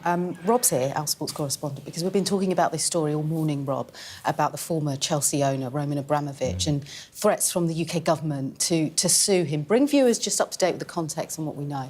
Yes, this is the impasse over the proceeds of the sale of Chelsea Football Club. Now, to take ourselves back to 2022, February, the invasion of Ukraine by Russia, and Roman Abramovich was then part of those Russian oligarchs sanctioned by the UK government over his ties to Vladimir Putin, which he denies. The sale of Chelsea was enforced because it could no longer operate with Abramovich in control. That took several months, a process overseen by the government. Eventually, it was sold to a consortium of Todd Bowley and Clear Lake Capital, an American group. But there was no agreement over where the proceeds of the sale should go. The UK government wanted them to go to the victims of the war in Ukraine. Abramovich suggested that the proceeds should go to all victims, which should indicate victims on the Russian side as well. And that is why the government are so deeply frustrated. This is part of the frozen assets connected with the Russian state and those who are, like Abramovich, very closely related to the Russian state. These are assets which could be put to use to support Ukraine, and in particular the redevelopment of Ukraine if we can get a ceasefire. And so the Chancellor of the Foreign Secretary are right to say, look, we will take every step, including potential legal action, to make sure that we can make these assets available to support Ukraine in the future. It feels that this has sort of disappeared without trace for a while, Rob, especially as Abramovich was such a giant figure of football. You know, and he bankrolled massive success for Chelsea, and then, well, the government moved very quickly to enforce that sale to Todd Bowley. So it's interesting how it's come back 3 years later. Yes, because they were meant to set up this foundation overseen by Mike Penrose, a former UNICEF UK executive. Yeah. So that's not come to fruition. But you say just how transformational Abramovich was on the game. Some criticised the fact the money he poured in terms of distorting perhaps that competitive balance as Chelsea swept up so many titles. Perhaps some Chelsea fans at the moment longing for Abramovich with less success in terms of the Premier League. Absolutely. Rob, thank you. Thanks, Rob. I'm going to take viewers through some of the other day's stories now. And a man accused of throwing petrol bombs at a pro-Israel rally. This was in Colorado. Has been charged with a hate crime and 16 counts of attempted murder. Prosecutors said Mohammed Solomon had spent more than a year planning the attack, in which 12 people were injured. Now, the FBI has described the incident as a targeted act of terrorism.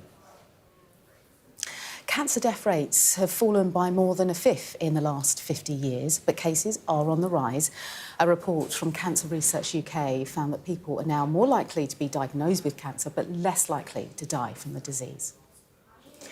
A 5.8 magnitude earthquake has shaken the coastal town of Marmaris in Turkey. Dozens were injured while trying to escape their homes, and a teenager died after being taken to hospital.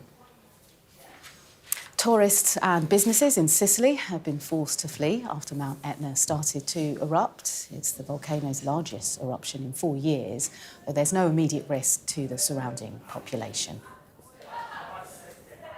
Thanks a lot, Leah. Now, decades of conservation efforts to protect the critically endangered Western chimpanzee are being undermined by extreme illegal encroachment on one of Africa's most famous animal sanctuaries. It's called Takugama. It's in Sierra Leone, and it's now had to shut its doors to visitors indefinitely as its workers do all they can to protect the 120 chimps who are housed there. Sky's Africa correspondent Yusra El-Bakhir went along to visit, though.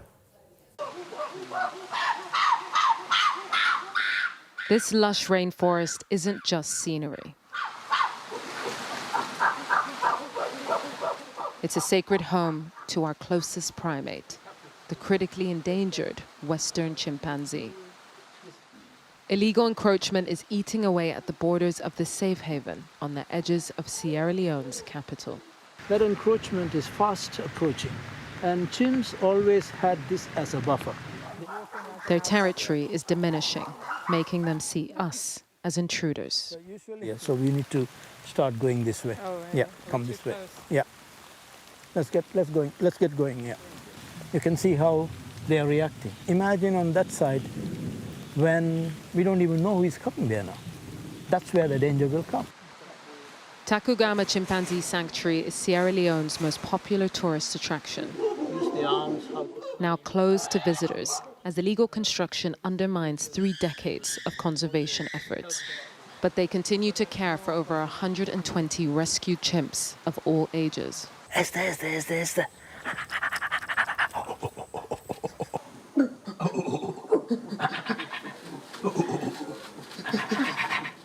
Every time a baby chimp arrives, people think, oh, well, you're doing a good job. You were able to confiscate a chimp and rescue a chimp and bring it here. But for me, as founder of the sanctuary, I feel defeated because this chimp shouldn't be arriving here.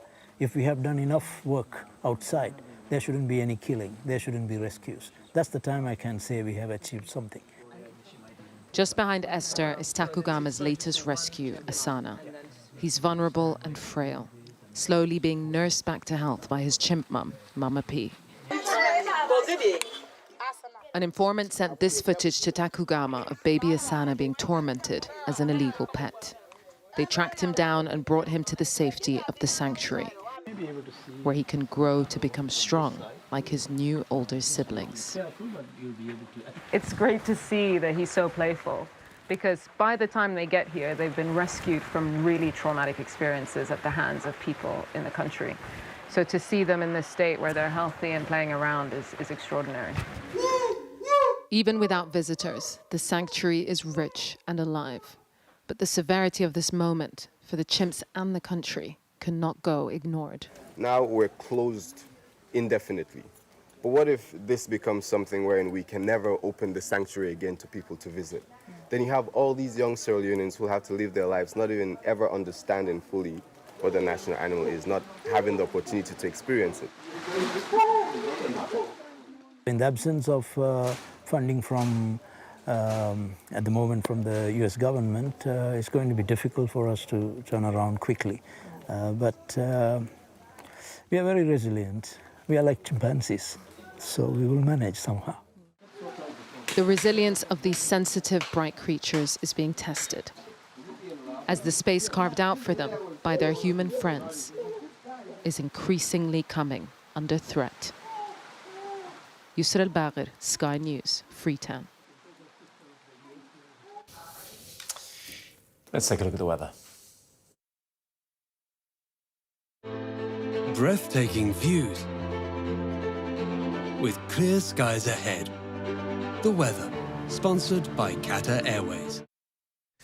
It may be June, but it doesn't really feel like it because it's looking pretty unsettled for the next week or so with widespread showers or more prolonged rain about. But the south at least should be drier mid-month. That's a long-term forecast, isn't it? Today, though, windy with coastal gales in the northwest, outbreaks of rain moving through the southeastern half of England and blustery showers in the north and west. England will see cloud and increasingly showery rain becoming largely confined to East Anglia and the southeast this morning. Breathtaking views with clear skies ahead. Qatar Airways sponsors the weather. You're watching Breakfast. Coming up, former lioness Anita Asante will tell us why she wants to see more of Britain's mums on the football pitch. You've been warned.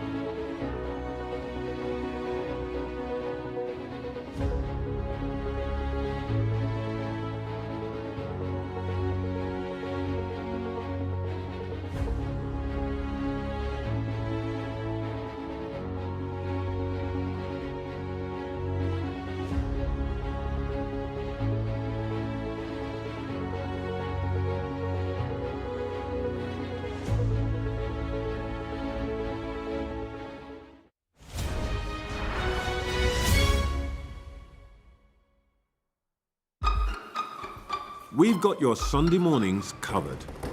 From the front page and the sounds of the streets to the voices of the people who make the major calls and big picture politics beyond Westminster. We'll put you at the heart of our story. I'm ready. Are you? Join me, Trevor Phillips, Sunday mornings on Sky News. Staying connected is vital for business. Sky Business sponsors this report. Early cloud and showery rain over the southeastern half of England will become largely confined to East Anglia and the southeast this morning, with brighter skies moving in behind. Elsewhere, expect sunny spells and blustery showers, with those showers concentrated in the north of the British Isles. It's going to be cool, very windy as well. This afternoon, we'll see the southeast slowly drying up, while the wind and showers in the south will eventually ease. Looking at the pollen levels, they'll be low in the north, where the grass pollen season hasn't quite started yet, rising, as you can see there, high in the south. Sky Business sponsors this report. Now, a leading sports body says it wants to see more of Britain's mums on the football pitch. UK coaching says encouraging mothers could be the key to tackling the sharp decline in the number of female coaches. Pleased to say we're joined this morning by former Lioness Anita Asante. Anita, thanks so much for joining us. So, look, bring us up to speed. Your message today, mums, like me, I suppose, should get out on the pitch and become coaches. Yeah, absolutely. Good morning. Yeah, for me, it's about Mums Can. This, you know, they had this campaign called This Mum Can, and it's all about encouraging volunteer coaches, especially mums, to get involved, to just try their hand at coaching, you know, and take those first steps. UK coaching and YouGov have found through their research that, you know, there's been a steady decline of volunteer coaches, especially female coaches, and that's largely due to, you know, gender stereotyping and some of the barriers that they face in just accessing the sport and finding those opportunities. Anita, I know what you're talking about. I've got two girls, and my elder one played football. Shout out to Lewis FC in the third tier of women's football here.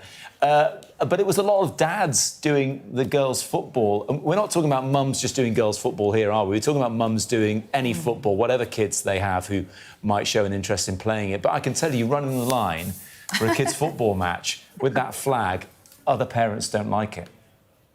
Yeah, I think, you know, some of the challenges is the fact that many mums out there feel that they don't have enough knowledge about the sport or the skills and maybe even the confidence to just try any role within coaching or within the football. And it's about encouraging them, supporting them, giving them access and the tools to find the right skills to be able to do that. And UK coaching, you know, provide that on their website through their hub, a number of resources and support and tools that they can use to find that access and to take those opportunities. OK, look, I'm going to be the Debbie Downer here on this story, guys, because I'm a mum of a 5-year-old girl, Lucia, and she's got a nifty left foot, I tell you that. But I don't have the time, you know, with this job, with home, and a lot of mums will say the same thing. Look, it's not necessarily just about the knowledge; it's about having that free space to do it. So, what would you say to try to persuade them, Anita? Yeah, and I agree with you as a mum myself. Finding the time is often challenging, but it's about encouraging as many mums as possible out there that do have the time and do want to engage with their community clubs to get on the pitch and just experience it and support young players. And, you know, if you take your kids already to football during that time, that's a great opportunity or window to just try your hand at coaching. Anita, I would love to see you coaching or refereeing and someone going, who's that mum over there doing that? She's not what she's talking about. But, yeah, by the way, I'm a former Lioness and I play for more clubs than you could even name, some big names like Villa, of course. I mean, to be serious for a second, though, is there a little bit of a stigma around it? Or it's not just the misunderstanding of some mums around the rules of the game, it's more the misunderstanding of other people and, as you said at the top, some of those prejudices? Absolutely. I think even as a woman in sport, sometimes when you talk about football or sport in general, you're perceived as someone, what do you know about football? What's your knowledge? And you're questioned on those things. And I think for mums who haven't had the opportunity to engage with football either from school in their generation or and otherwise, that could be a massive barrier to just trying their hand at coaching or even talking about football and talking about sport.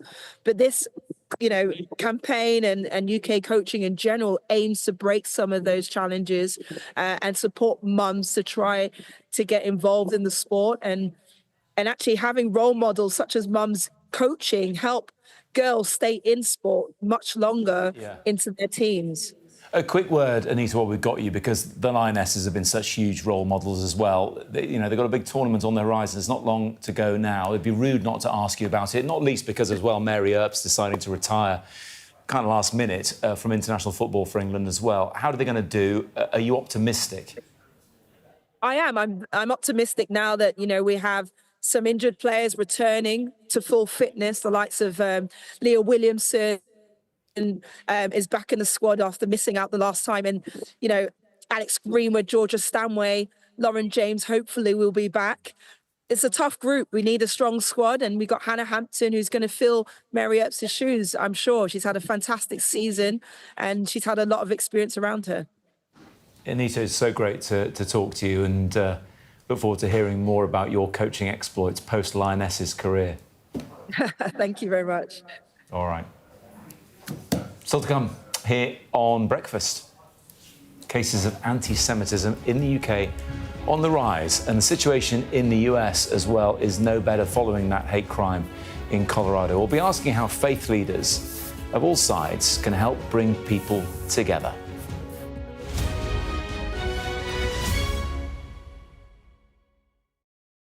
A show of military might and menace. Why should the West trust you? Frankly, I don't care whether the West trusts us or not. Sky News.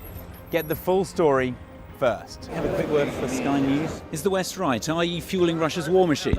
American journalist Evan Gershkovich is on trial here, but was first on display. I'm Ivor Bennett, Sky's Moscow correspondent.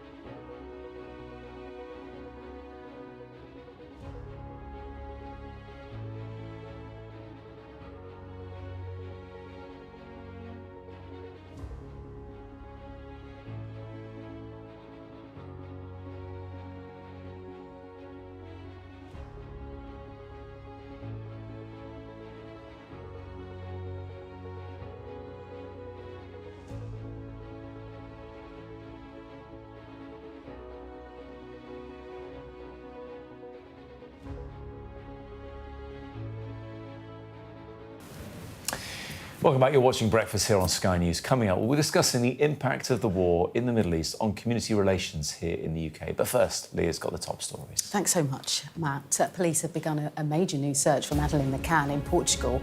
Around 30 German officers will scour rural land in Praia da Luz for any sign of the little girl who was just 3 years old when she vanished 18 years ago. At least 27 people have been killed while waiting to receive aid in Rafah, according to the Hamas-run Gaza Health Ministry. The IDF confirmed its troops fired shots near a few individual suspects who were accused of advancing towards Israeli soldiers, but away from aid centres. One of the UK's top generals has warned that Russian missiles could do the same damage to London and Birmingham as they have done in Kyiv. Sir Keir Starmer has pledged to make Britain battle-ready with more missiles and submarines to deter the threat from Russia. And the government has threatened to sue former Chelsea owner Roman Abramovich to make sure money from the sale of the club goes to Ukraine.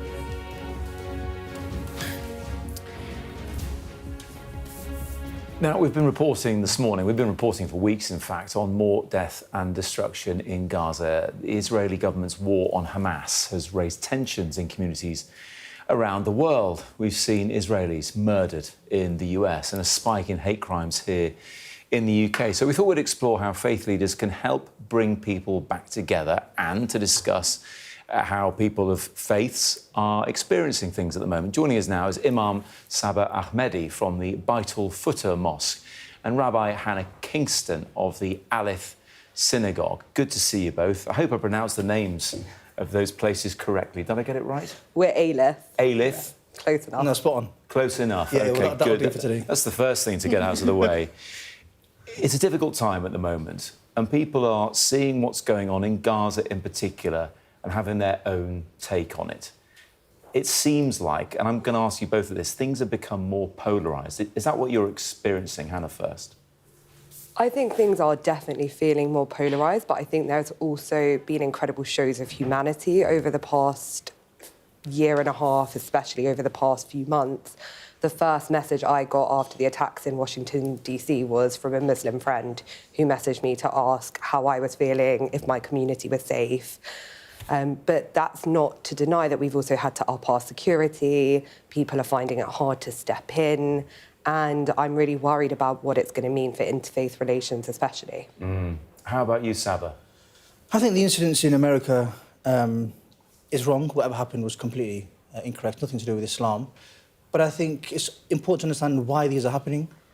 And naturally, we have to look at human nature, that when people see the atrocities and the cruelties happen across the world, more than 50,000 people have been killed in Gaza. I go on Instagram and children's arms are falling off. A doctor had her 7 children come charred, dead. And that naturally will cause frustration within people, which then leads to, of course, we know the right way to deal with this is to write letters to your MPs, protest peacefully. But there'll be individuals who are blinded by anger. And they'll go and they'll do what they did in Colorado. It doesn't make it right, but we have to understand that this is what human nature brings.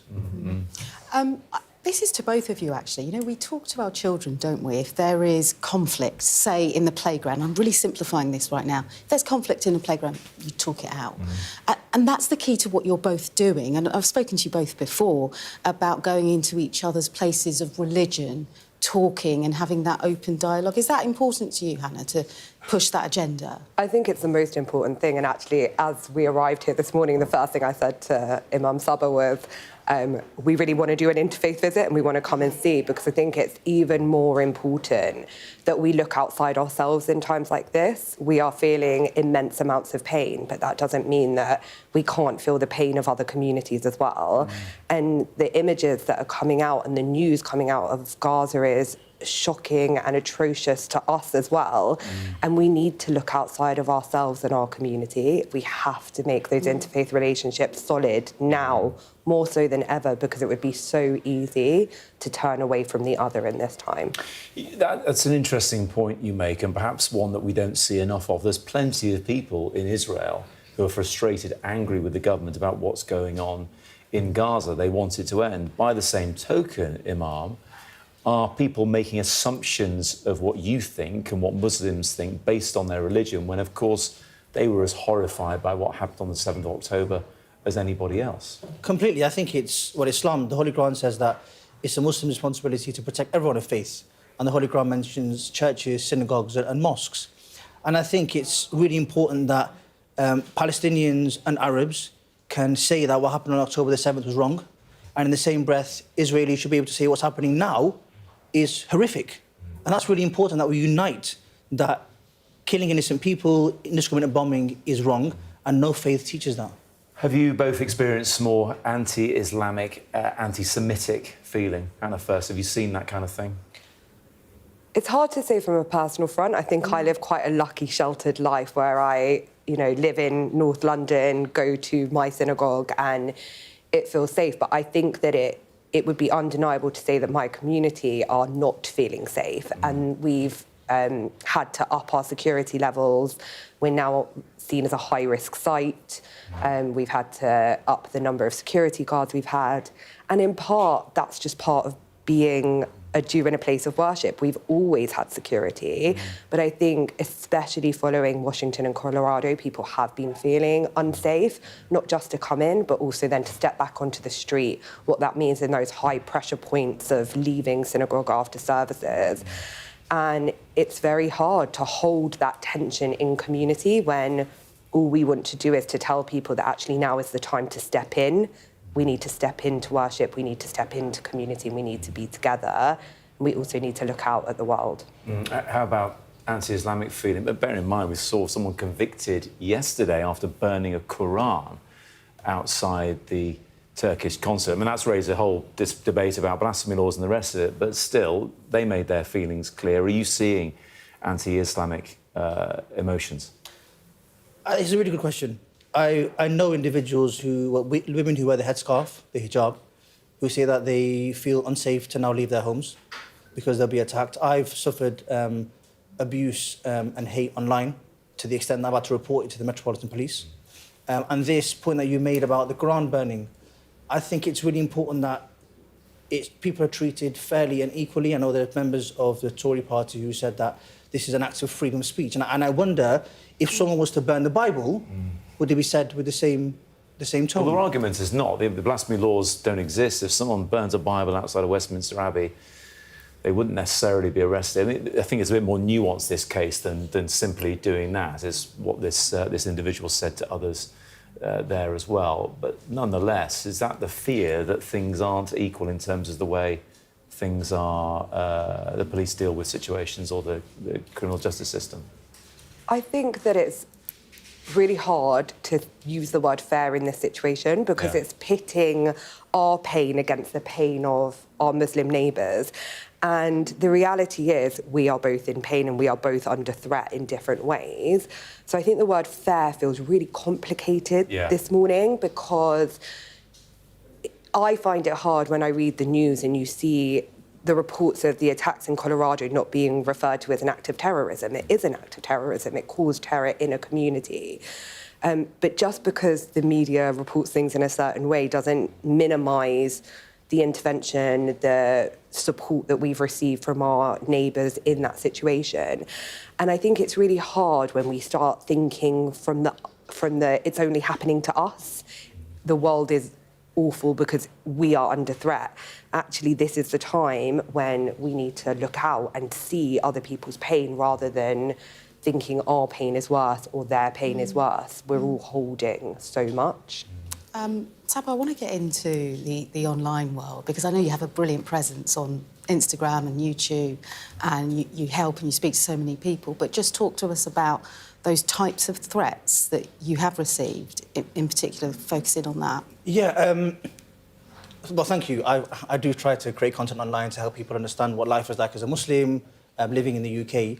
The threats have been that if you leave your house, you'll be killed, or you're a dead person walking.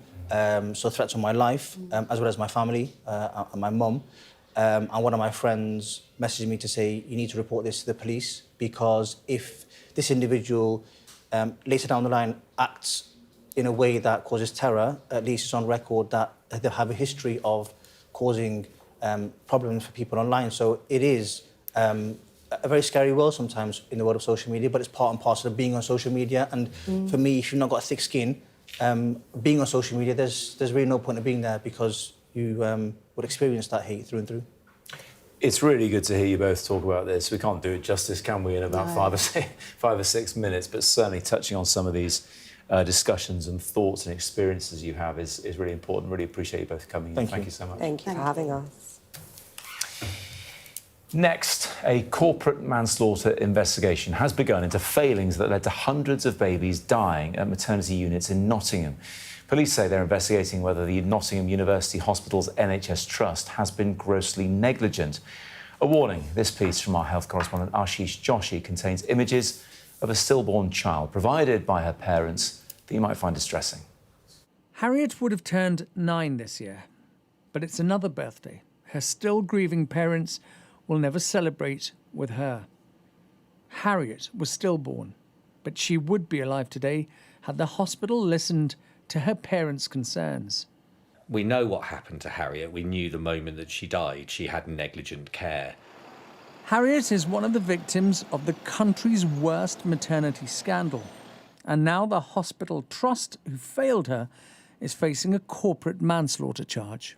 We have mixed emotions. You know, it's absolutely great that this investigation has been opened, but there has to be accountability at an individual level.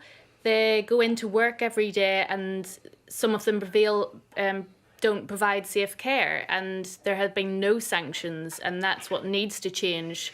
So alongside the corporate manslaughter, we really believe that there needs to be individual accountability or the culture at the hospital won't change. Nottingham University Hospital Trust is the subject of the largest ever NHS maternity review, being led by senior midwife Donna Ockenden. It includes more than 2,000 experiences of failing maternity care at the Trust, including deaths and injuries spanning more than a decade from 2012 onwards. In 2023, Nottinghamshire Police launched a criminal investigation into the Trust's maternity services.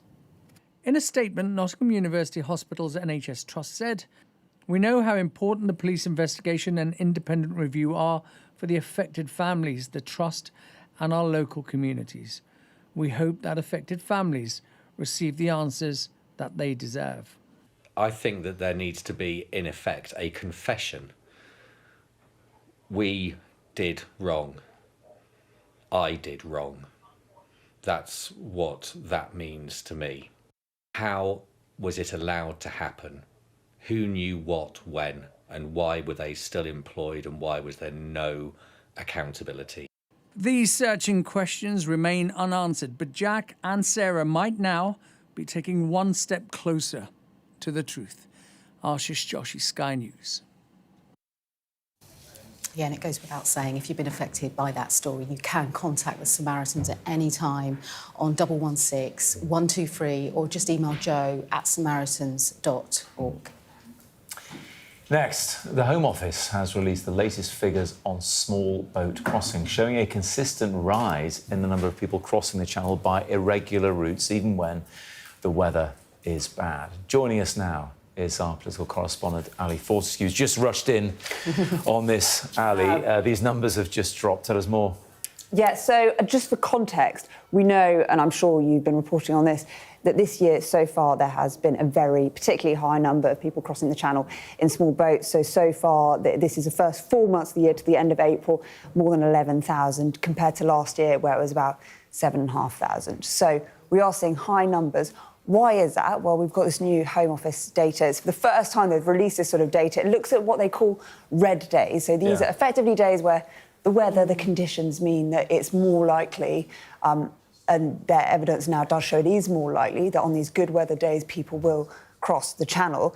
And this year, in that 4-month period, there were 60 red days. So that is, I mean, if we're talking about 4 months, 60 days within that 4 months, that is a lot of good weather days. And that's compared to 27, so about half the previous year. But we have been doing our own analysis as well. And it does tie in with what the Home Office is saying today.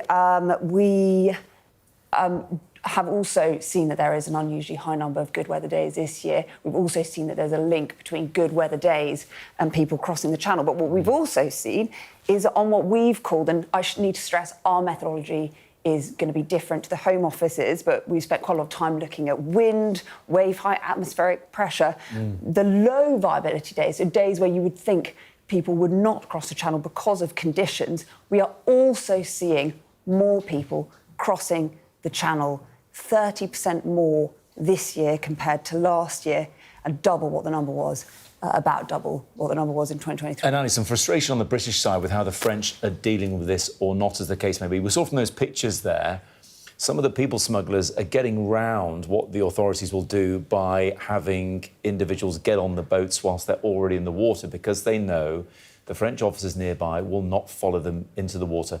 Add into that the fact that it was a busy day of crossings over the weekend because they knew the French authorities were busy dealing with the fallout from Paris Saint-Germain winning the Champions League on the weekend. You can see why the government's getting frustrated with what the French are doing or not doing, as the case may be. Yeah, you're absolutely right. And what you mentioned about, and this is quite a new thing, about boats taking off, police being unable to do anything once a boat is in the water, that is something the Home Secretary, Yvette Cooper, has really been pushing on. And it is something that her counterpart, a man called Bruno Retailleau, has said they are now looking at, they are reviewing. So could there be a change there? I think the kind of main message you get from the Home Office is that there's no immediate fix to this. Yes, we are seeing high numbers, but they've pledged to, as they put it, smash the gangs. They've done a lot on supply chains when it comes to restricting boats and engines, but then smuggler gangs have adapted, so they're saying, you've got to bear with us. This is going to take time. But, you know, today we've seen that, yes, the weather has been a problem, but there are other factors as well. Ali, thanks so much. Thank you, Ali. We've got some breaking news now, in the last minute or two, really. The UN Refugee Agency has said that the number of refugees from Sudan has now passed 4 million since the start of the war, and that all means that half of Sudan's population are in need of humanitarian assistance. That's the latest there from Sudan. No doubt more reaction to that throughout the day here on Sky News, but still to come on breakfast, plenty more, including more on chimps.